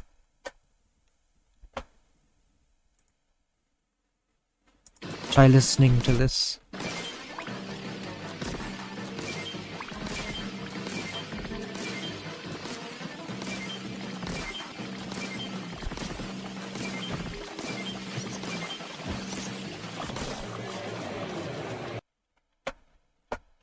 Actually missed a couple there, but that's fine, I'd say, because you'd want a way anyway, if you want it to be optimal.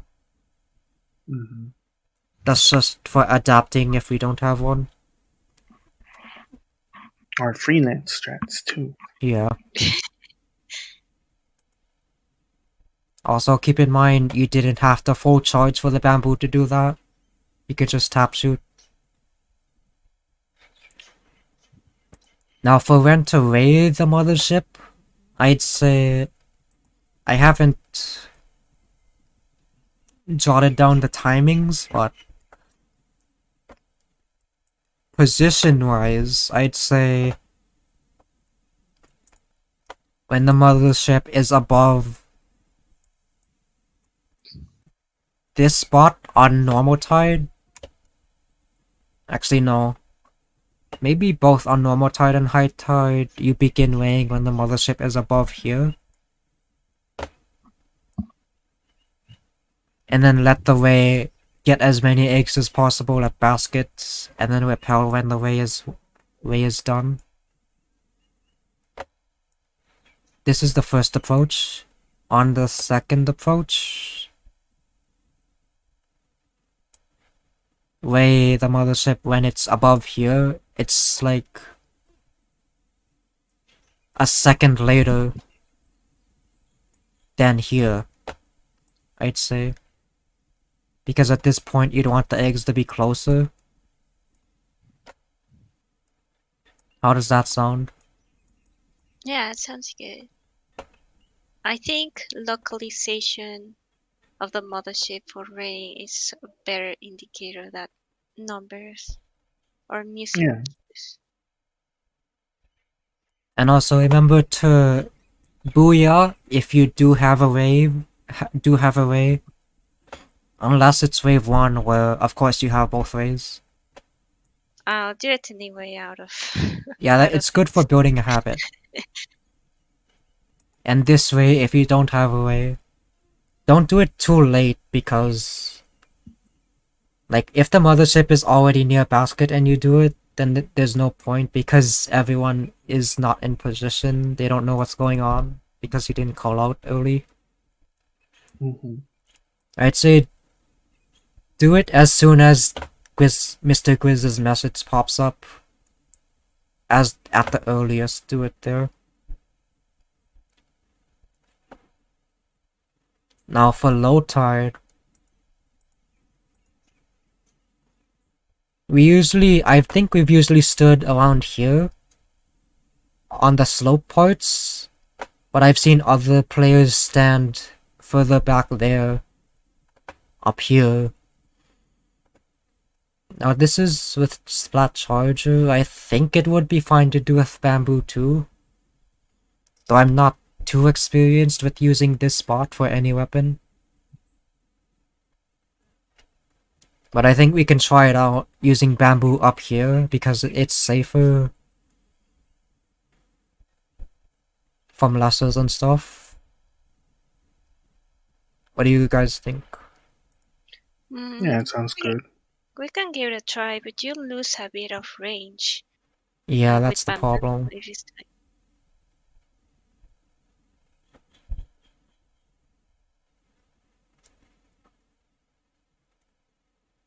I think being up there helps with actually getting your shots to land. Because I sometimes do it up there, but yeah, you're right, that bamboo will probably not have the range to be effective Yeah, there. the eggs will spawn much farther away.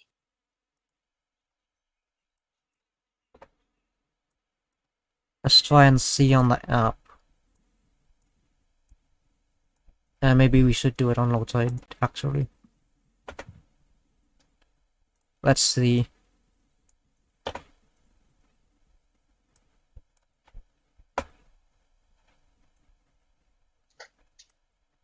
Uh...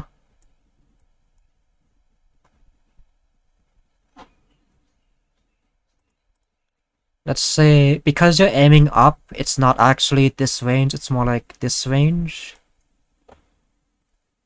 I'd say that isn't that bad. Let's see Rapid Blaster Pro. How does this fare? Oh, you know what? That's... Okay, wait. Okay, wait. That's not a fair comparison. Let's do it at the bottom here.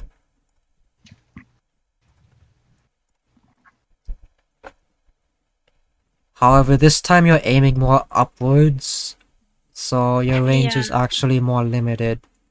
About here, I'd say. Maybe as far back as here. It's not as bad as I thought. And also, being up here gives you a clearer view of coolers that are landing here and here that could spawn lessers and give you trouble.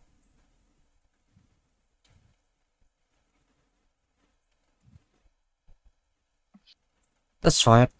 And if it doesn't work out, then we can move back down. That if we get low tide mothership in the first place. Yeah, it's like the rarest wave. One of the rarest waves that we've experienced the least of all waves.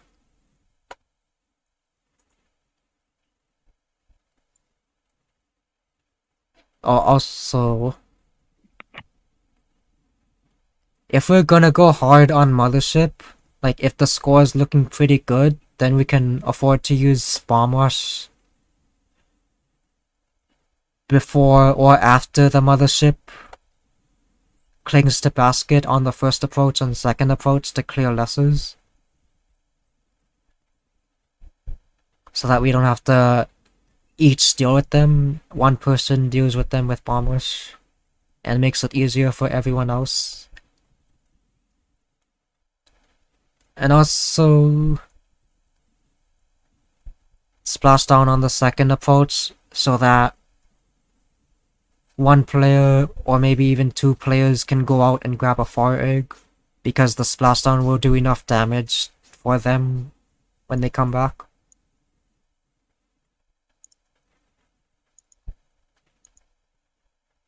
Is that good? Yeah. Yes. Okay. Let's move on to the next wave. Fog. Is there anything to say about fog though? I don't think so. Fog is just No. daytime but random. Yeah. Just Maybe be just careful of goalies behind steelheads. Yeah. maybe use array earlier than usual because of the goldies to deal with far threats. Oh, yeah. Like, treat fog as a high tide night. Because that may be the fog that we get all tens. We never know. And avoid making the goldie drop from the ledge next to basket. Oh, yeah. I have seen that happen a lot and it just slows down egging by a lot. People try to go for a far dock spawn and they make the goalie fall off. Yeah. Like this. Yes, exactly. So make sure either the goldie is on someone else at basket. Like someone can be like, oh, you're going for a far spawn, I'm gonna take the aggro for you. Or you lure it to basket, kill it, and then go for the far spawn. Also, make sure it's like right next to baskets. Because I've had multiple games where it's like killed over here. And that's just not... There's just not enough time to run the eggs that are over here because it's too far. Yeah, treat the goldies as if you were playing princess.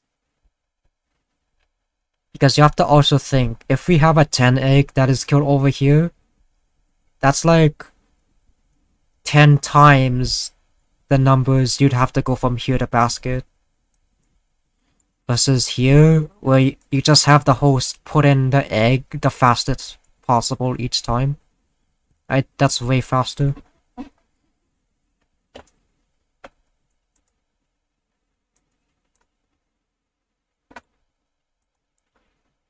So Treat Fog is a high tide night. We don't know if we're gonna get lucky or not. If we don't get lucky, oh well, better luck next time. If we do get lucky and we don't use specials, well, that's a lot of regret, and we should have used just specials. Also, I feel like maybe in fogs we should just try to leave fly fishes crippled more often. I think Inkjet would be good enough to finish them off later in the wave, if needed. The problem with Inkjet later in the wave is Goldie delirium. Yeah. I think you can reach most fly fishes with Inkjet near basket, no? It depends on the cycle. The low tide fly fish is very annoying. Yeah, that's true.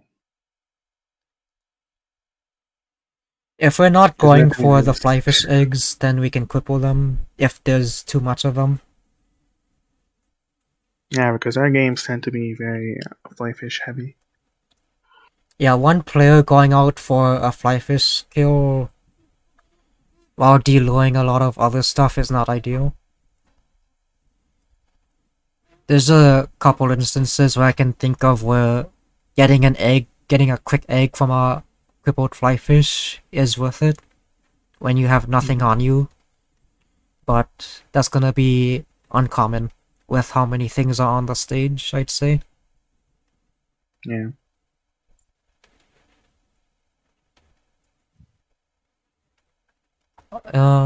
That's it for fog, right?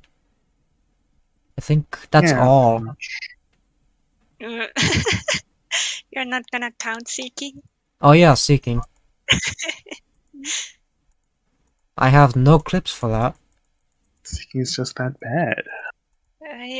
I don't think we can handle a fast A seek, high tide seek with this set. I'd say we can try it if we have no lessers around. And if we do have lessers, then yeah, let's not do fast day. Yeah, I mean, for the first seek, we can probably do fast A.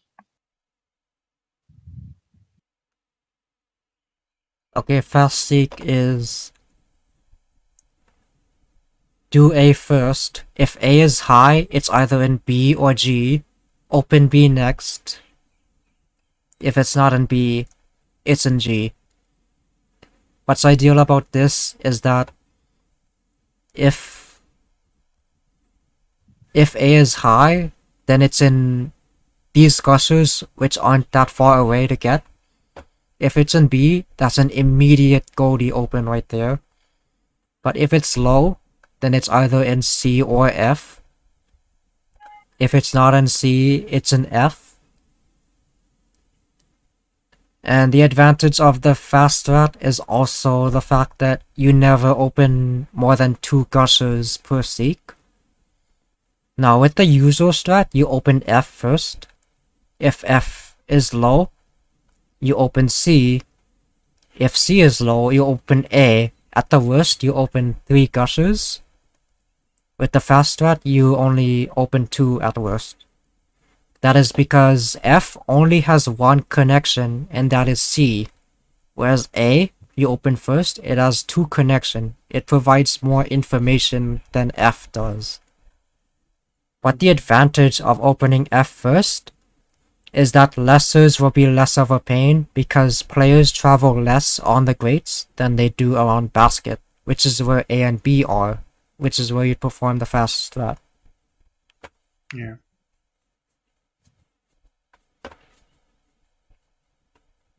So, I think the fast strat is doable if we use our specials to clear lessers specifically.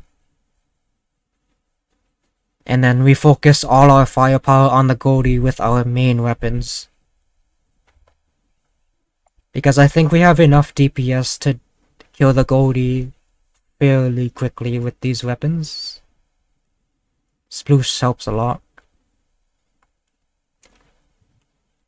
We'd also all have to be there from the start shooting the Goldie.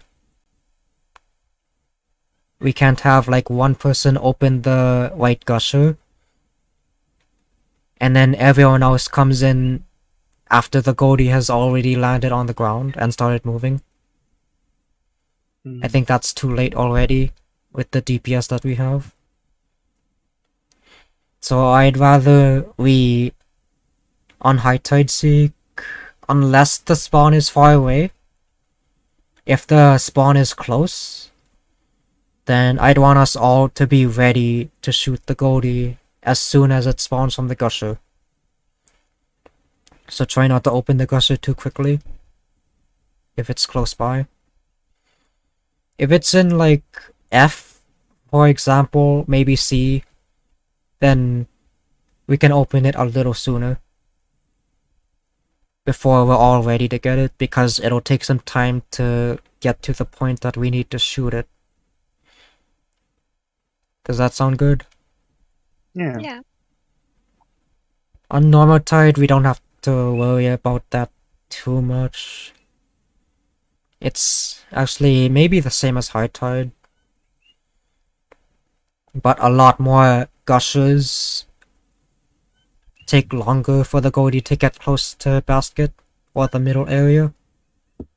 It's mostly A and B that we have to worry about on normal tide. Like on A, if it goes here, then that's pretty quick to go away. We should be ready to shoot A if it's there. And let's say B. Of course, B can go to basket 1 in 3 chance, or it can go here, which is also pretty quick. Now if it's something like A and it goes to I, I'd say just don't bother if we already have eggs somewhere else to get. Just mitigate like 4 eggs from it if it's full size. Full or medium, just mitigate it 4 eggs and then let it go to I. Because that's just not worth it. All of these eggs down here, they're gonna be hard to get. Probably gonna get snails as well. I'd say it depends on how many eggs are already on the field.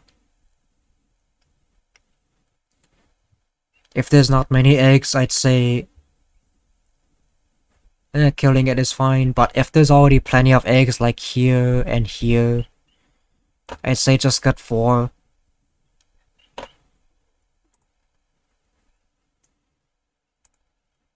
Also, we might have to mitigate on high tide as well, because you also have this going to G, which is gross. Yeah. If we already have some eggs here, then we can get like 4 or 9.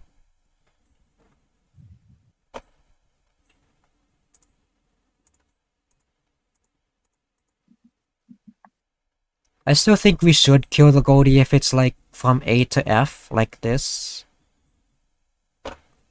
These eggs aren't that hard to get, we just have to watch out for lessers and snatchers while we're getting them. C always goes to the basket. G, we might have to mitigate as well if we already have a bunch of eggs. 4 or 9 depending on how many eggs.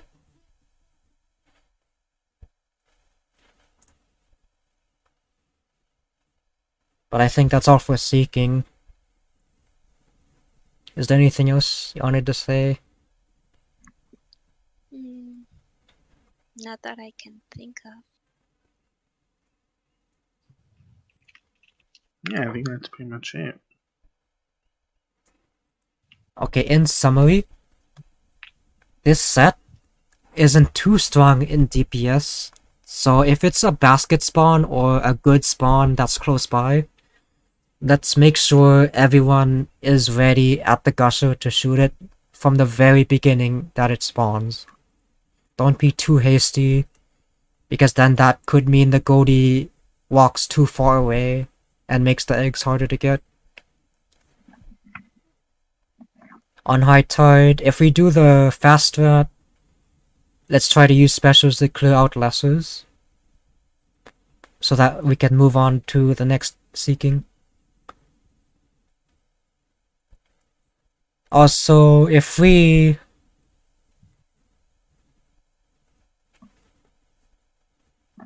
there's lessers that are blocking the crates, we can use vessels like Ray, Bomb Rush, or even Jet to open the F gusher.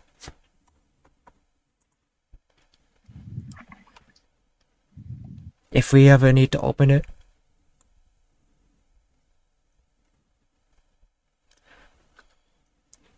Also, I think it might be possible. No, actually, it's. Never mind.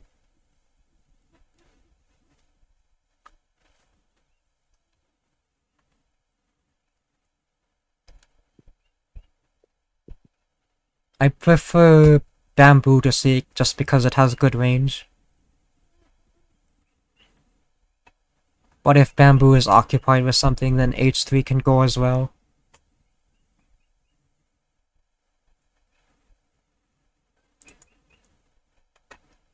I have some videos here, but I don't have much time before I have to stop. Yeah, it's alright. So let's just take a look at some of the footage.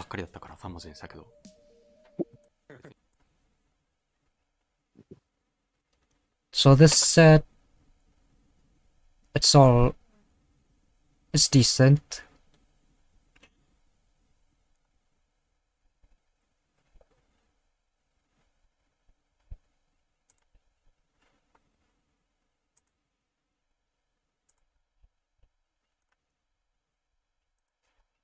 So would it be better to look at this set because it's closer to our set? Pretty close enough.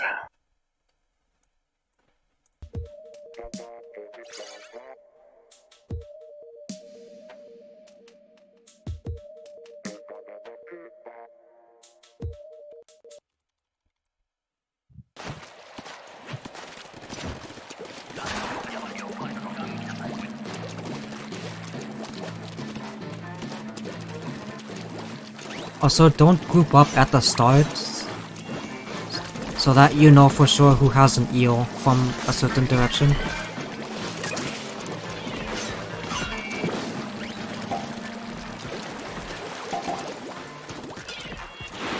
Also, you can see they killed the eel early there. We should be more aggressive like that. Especially on the wave 1 start because there's less spawns in the first 2 intervals.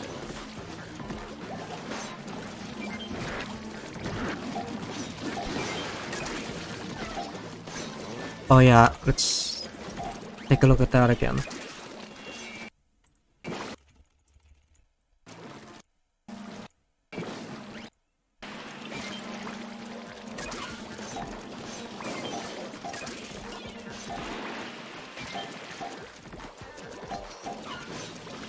That's the great spawns, right? So if it seems like if the drizzler spawns here, it'll jump to here immediately. So if it's the great spawns, keep that in mind, that a drizzler might jump there.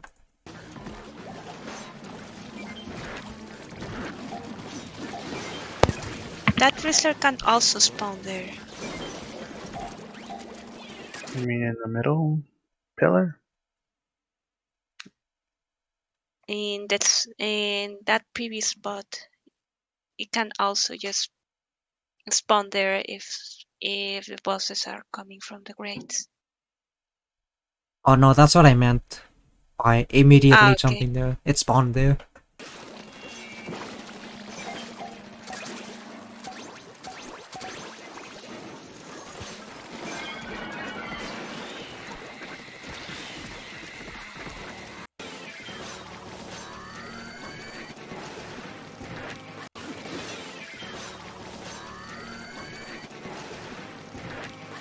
Okay, so he didn't grab an egg there. Here's why. Rabbit Blaster against Cohawks. Yeah, that as well as the time. And another steelhead spawned there, and those need to be lured in. And there's a third one that just happened to spawn in. So weakening the steelhead whenever possible. And also, these steelheads tend to be killed here because it's too much of a pain to make them walk all the way around basket. So as soon as they get up that ramp, you should kill them.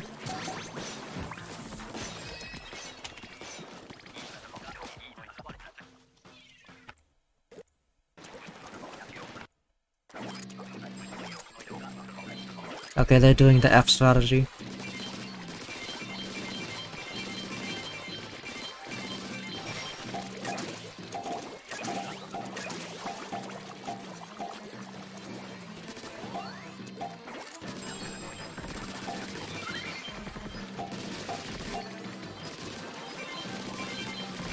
Oh yeah, on seeking. If you notice or you know the Goldie week will go in a favorable path or next to basket, you can say booyah so your teammates know where to go. Oh yeah. Or you can say this way if the Goldie is going away from basket or on a worse path, so your teammates can go after that, and so they don't need to be looking at the Goldie at all times. Only one person needs to. Also, the Goldie is looking where it's gonna go. This Goldie was looking at that gusher. But if the Goldie is looking upwards toward the other gusher, then it was gonna go there. Or it would go there.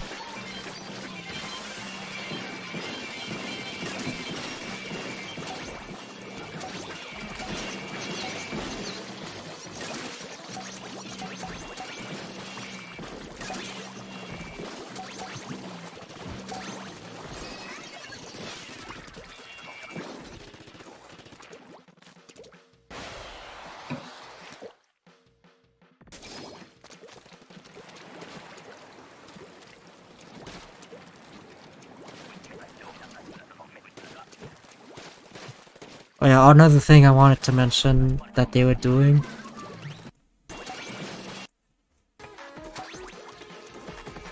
is they were opening this gusher first on the next seeks, and then if it's high, they go to A. So let's look at that in the Salmon Run.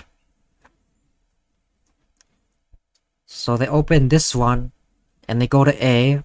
If A is high, they open B. If A is low, they open either C or F. I imagine they open F, I think. Maybe C if they're feeling a little more risky. Because as you can see, G is connected to A, B, and C. So if G is high, then it's either in one of three of these. And so you move to A,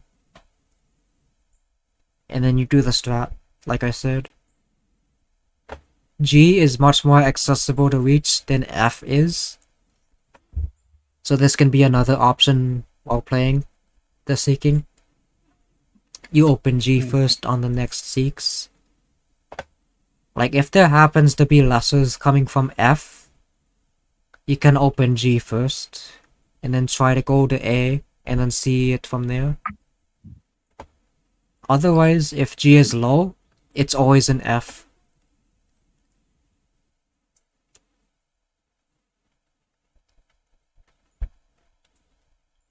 Though the team would have to be aware of what you're doing so that they don't open two gushers by mistake that don't need to be opened. Like you open G and then someone opens F at the same time, but F didn't need to be opened. Just make sure you're aware of what's going on.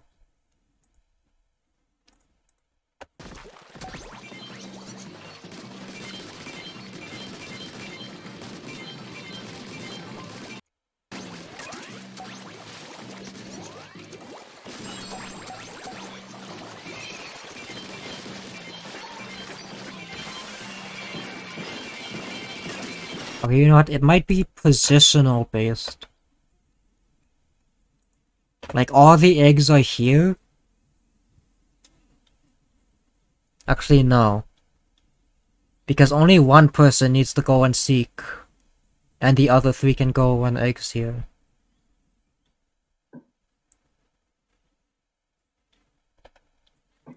Because in that instance, the Rapid Blaster Pro could have gone to F.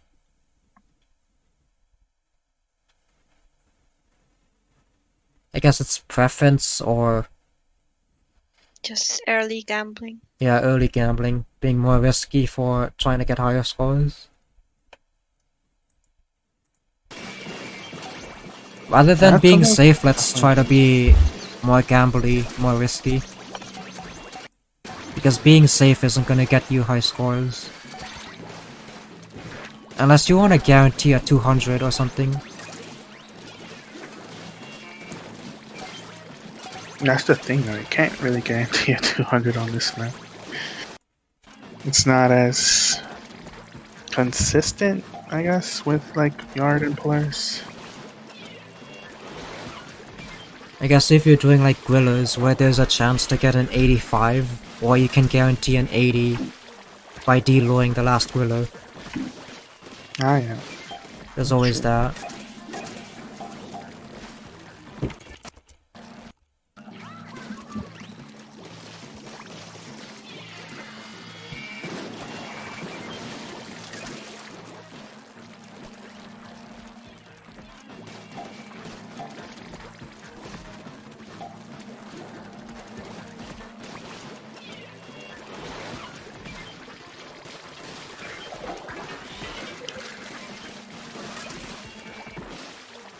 Also, even if you're not the one at basket who has to deal with it, you should booyah whenever a drizzler's gonna jump.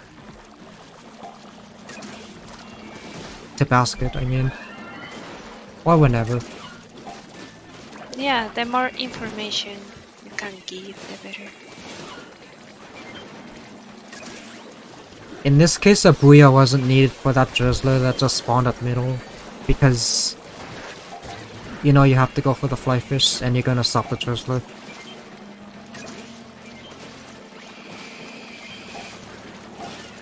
There was no point in booyahing for the light drizzler either because that one's getting stopped guaranteed by that one player.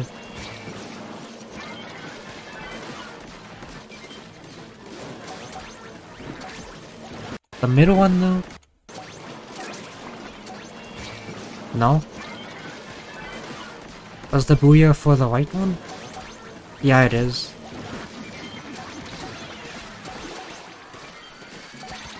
The booyah is for the back left one. And I think that should have been booyah'd. They killed it, but I think it should have been booyah'd anyway. That one didn't matter. There was no time.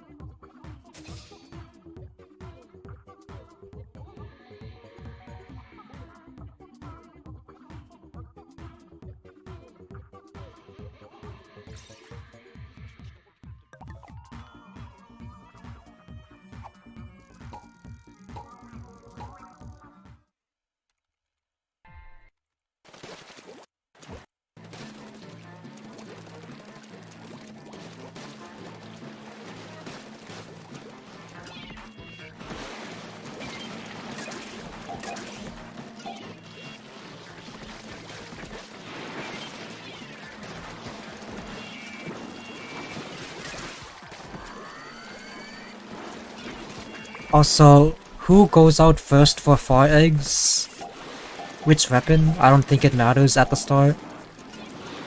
I think what matters most is whoever has aggro on the lurables. Whoever has aggro on lurables should lure it to basket while the others get the static eggs.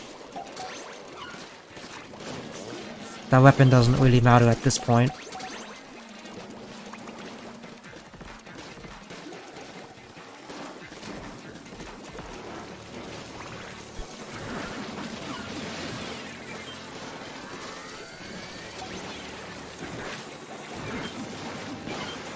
Okay, let's see what happened there.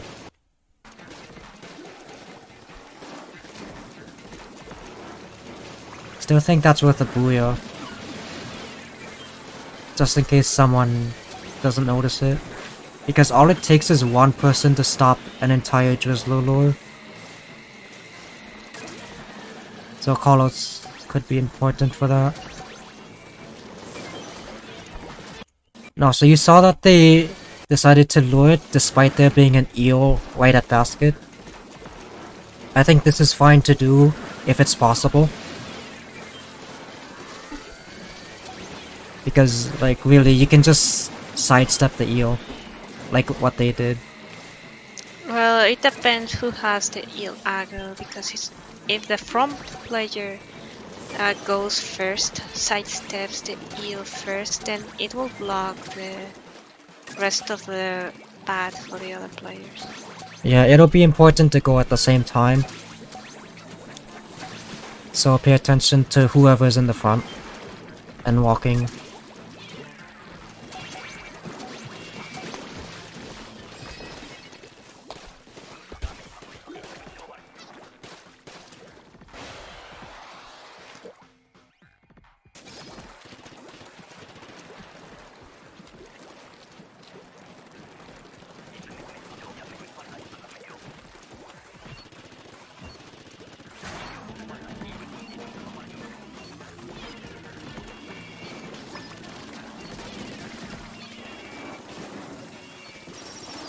I'd say if a lure is possible to push it.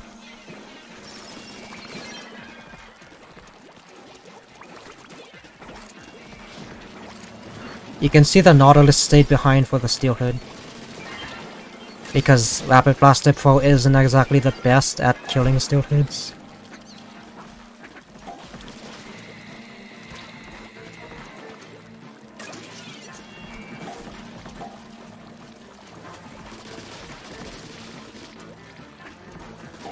You can see the player on the right prioritized the farther egg rather than the closer one.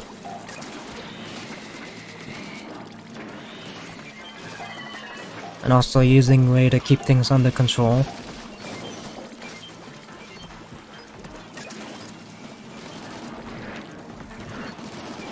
See, the Nautilus is prioritizing steelheads, because it's the best weapon for it. The bamboo and the H3 are gonna have to do the same for the next set. Though I'd say bamboo is the better weapon. H3 can be a secondary weapon for steelheads. There's time to get the far middle eggs.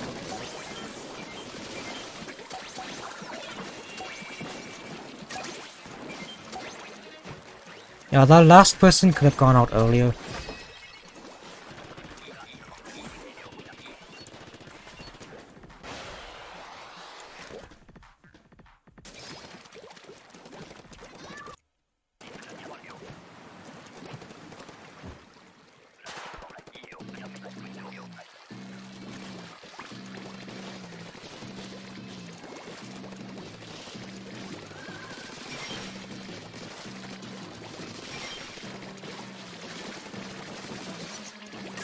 This set is much better for Rush. The one in the video.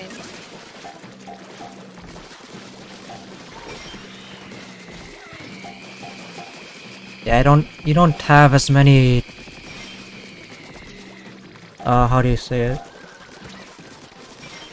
H3 is kinda slow, not that mobile. Guess you could say the same for sloshing, but it's slightly better.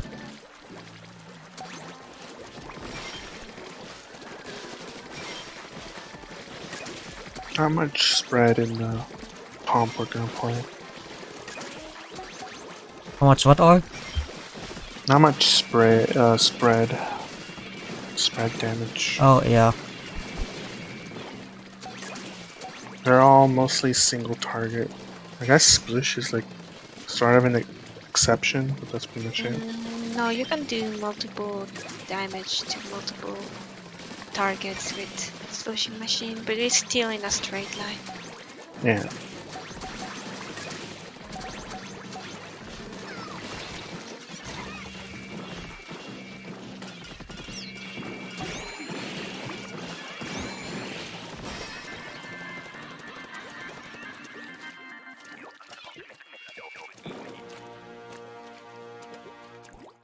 And also on Rush, if we VC, we can say who's targeted, like which weapon is targeted, so that we know what kind of thing we're dealing with. Yeah, sounds good. Like if it's the sploosh, then we don't have to worry as much, but if it's something like the H3, then that's a little more concerning, and we should keep our guard up. Or should I say the sploosh should keep their guard up, because they're the ones defending it.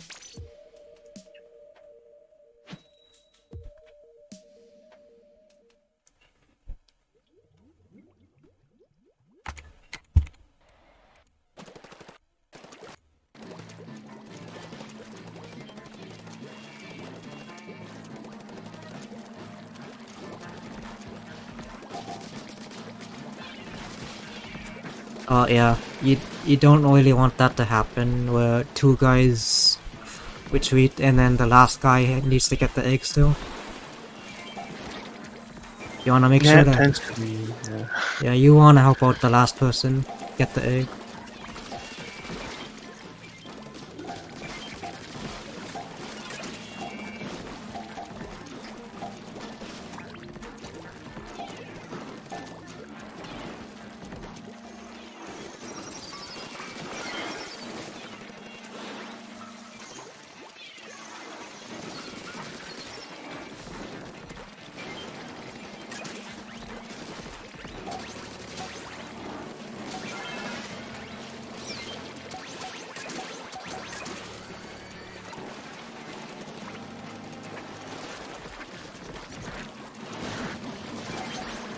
I'd say going for the fly fish was the right move, despite there being two eels coming to basket.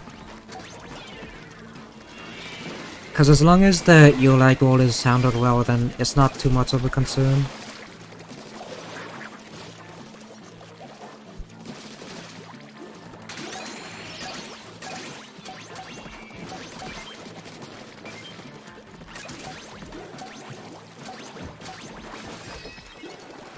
Oh, that's too bad.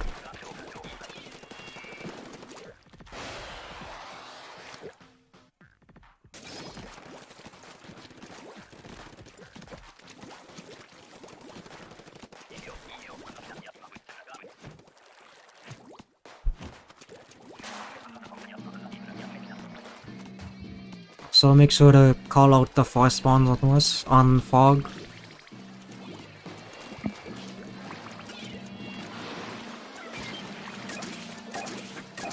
That's at low tide.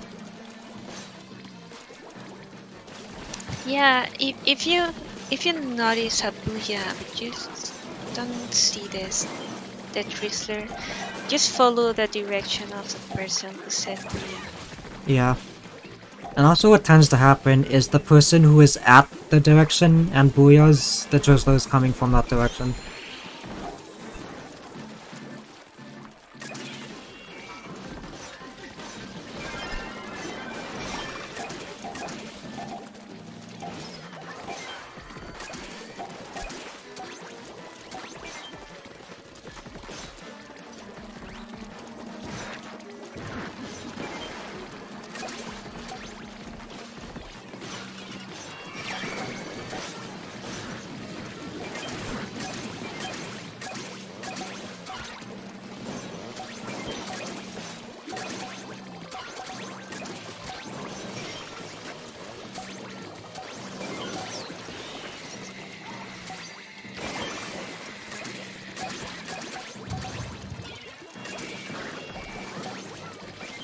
Yep, kill that drizzler so that the other drizzler can jump the basket.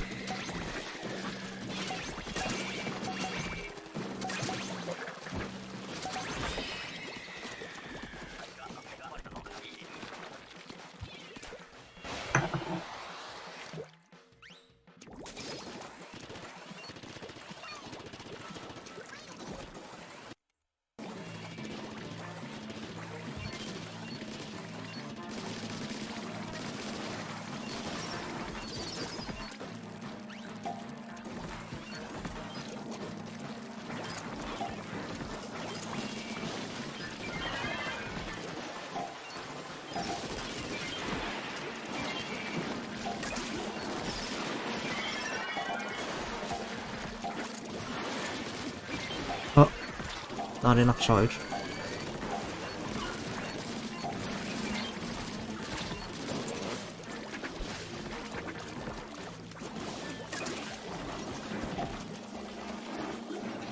I think that may have been accidental. Because now they're getting a pile up of eggs in different places. And a lot of other stuff to deal with. And they had to use a special to compensate for it. And here's another special. Like these steelhead eggs I gotten just now. They could have been gotten sooner.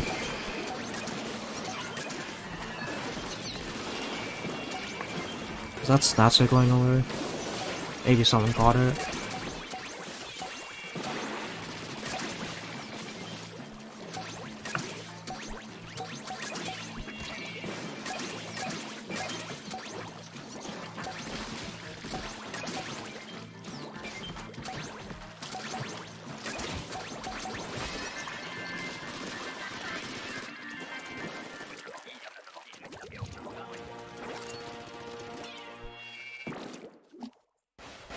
I was reminded of something that I forgot to mention. So on grillers, when the griller is coming from grates, a weapon that has enough range can shoot the griller. When it's turning here, the tail will be exposed here. They can shoot it from here. Instead of standing here, which is a harder place to shoot the tail, you can stand here.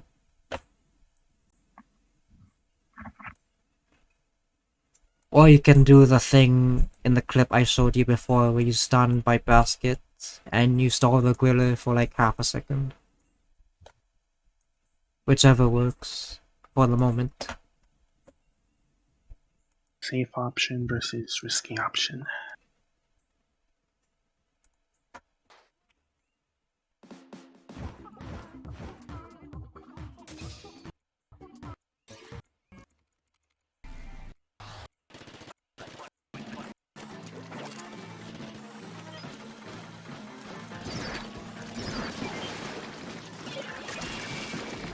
Oh, by the way, something we could do is call out who has the steelhead, because if multiple people shoot the steelhead, then the steelhead explosion is gonna do nothing.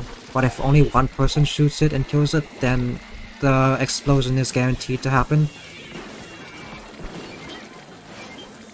So we could have... Like, if the bamboo is confident they're gonna kill the steelhead, then we can have them say, I'm gonna kill the steelhead. Or I can handle the steelhead. And nobody else shoot it. So the explosion does the full effect.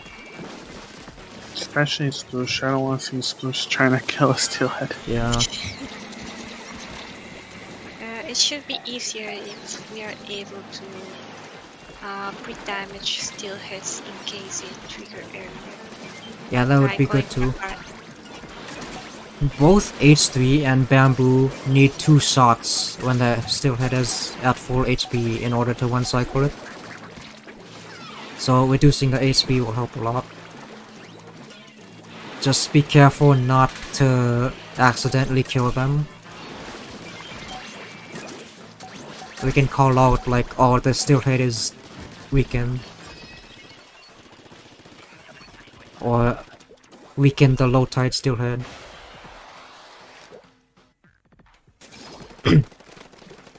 Make sure the team is informed.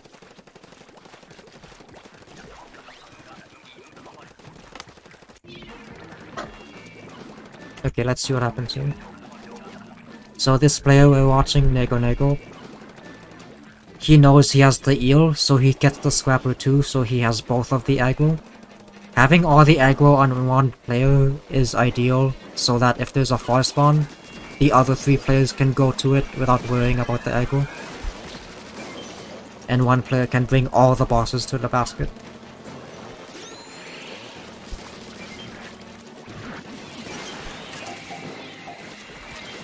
So even though Sploosh is bad at killing steelheads, you should still go for it just in case. Like, if you're not sure if it'll be killed or not, just in case, you should go for it.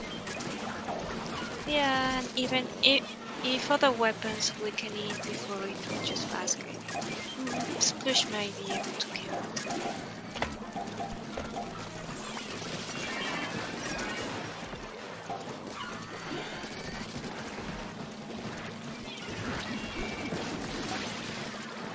I think going out for this last egg is fine, there's still time.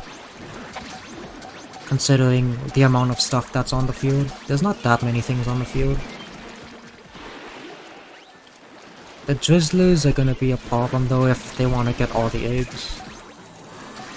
At most they're gonna get 2 of the Drizzlers' eggs. That is if they really try hard for them.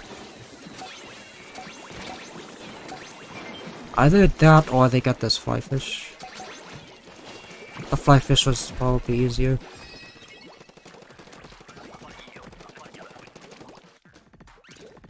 I think the flyfish 6 could have been completed if there was a this way for it. Like maybe nobody else knew that the flyfish was there, or that there was time to get the flyfish eggs. Because there was just eggs at basket. And there was still time.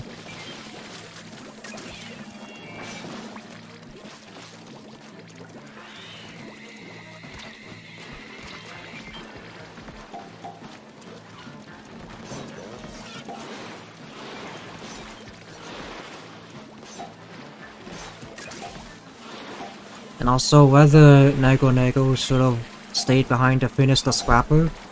It's just one scrapper, I'd say pretty much any weapon could handle that. So it's fine for him to have just gone and left the basket in that condition.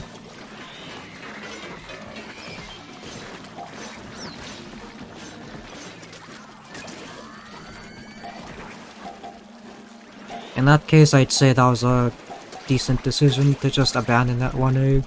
Fighting for it and stalling the steel hits for that long wasn't really worth it. Sometimes sacrifices like those need to be made in games. Like, spending that much time over one egg isn't really worth it. Because in the end... What was that, R? Nah, you can go. Because in the end, you couldn't get all the eggs anyway. Because of the spawns.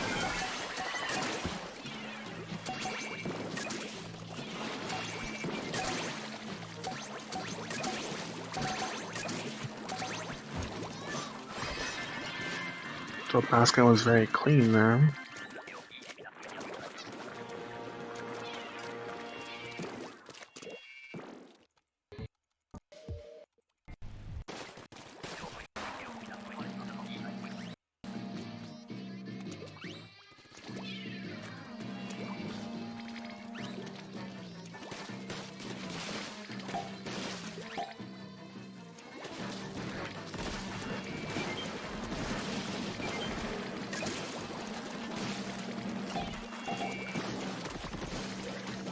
Also, steel hits tend to be stopped there where they were just killed.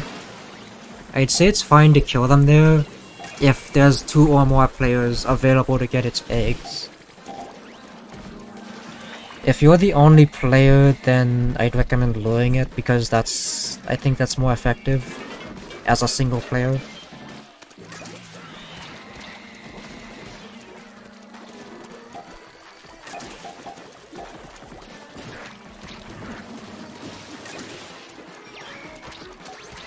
That Darkster is gonna jump.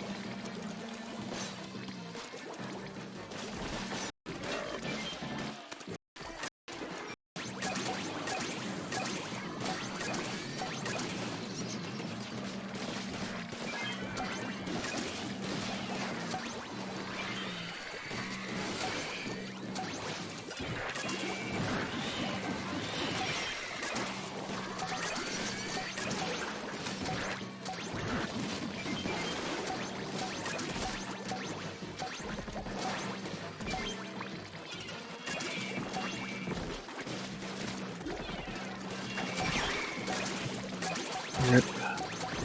Oh no, never mind. That was pretty fast.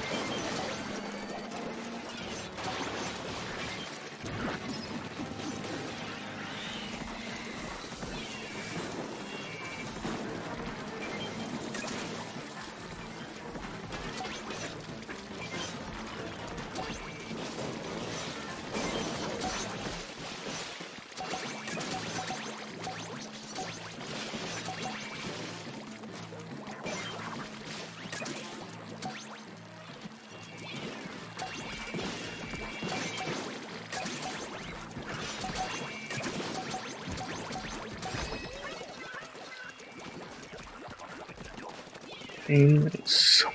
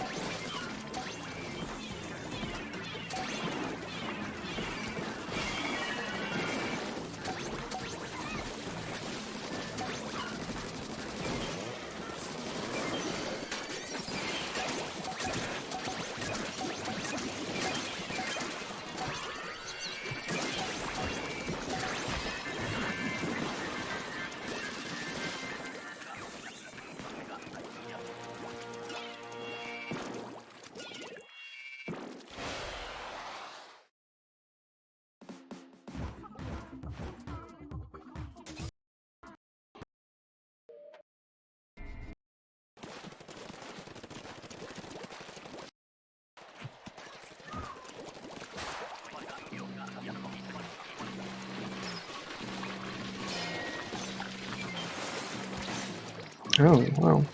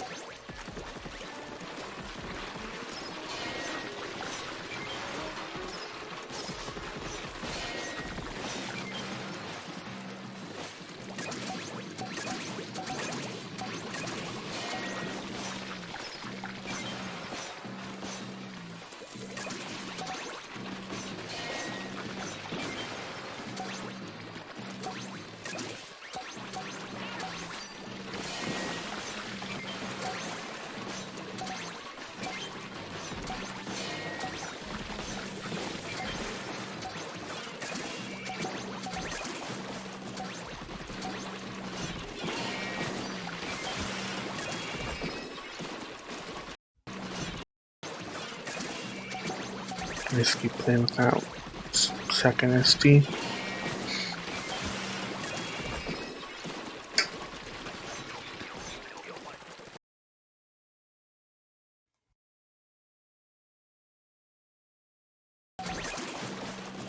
I don't know if you know, but you're muted in case you were trying to talk there.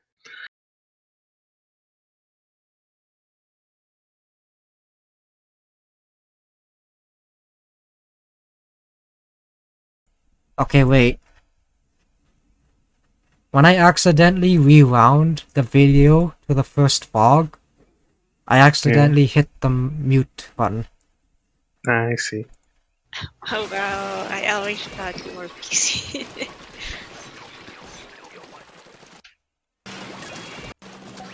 So I didn't really have much to say apart from this part. So here, this last griller, what he could have done is splash down over the griller. I'm sure you know what I'm talking about. Yeah, the swag move. Yeah, that would have gotten the stun faster and maybe that could have gotten 4 eggs in. I don't know if host would have been able to put in 2 eggs at that point. That's really tight timing. But I'd say at the most you could have gotten 4 more eggs in. Okay, I'm gonna have to end it there, actually. Yeah. But I'm thinking we're gonna do more reviews later. Like maybe next week, couple weeks from now. Just like this. With different rotations. Different maps as well. And I Yeah. also have the idea to do non-live recordings of me reacting to and reviewing footage like this. Because getting Alright, together that's doing these big reviews is not that convenient to do. We can't be doing this too frequently. So I figured doing recordings of just myself doing it could be good. Yeah. Reiko's 101. Reiko talks too much about fishes. A React channel. Put a extraordinary face reaction in the thumbnail. Okay. Well, that's gonna be all, guys. I'll see you soon. Yeah, thanks for the review. Thank you all for coming. Yep. See you guys.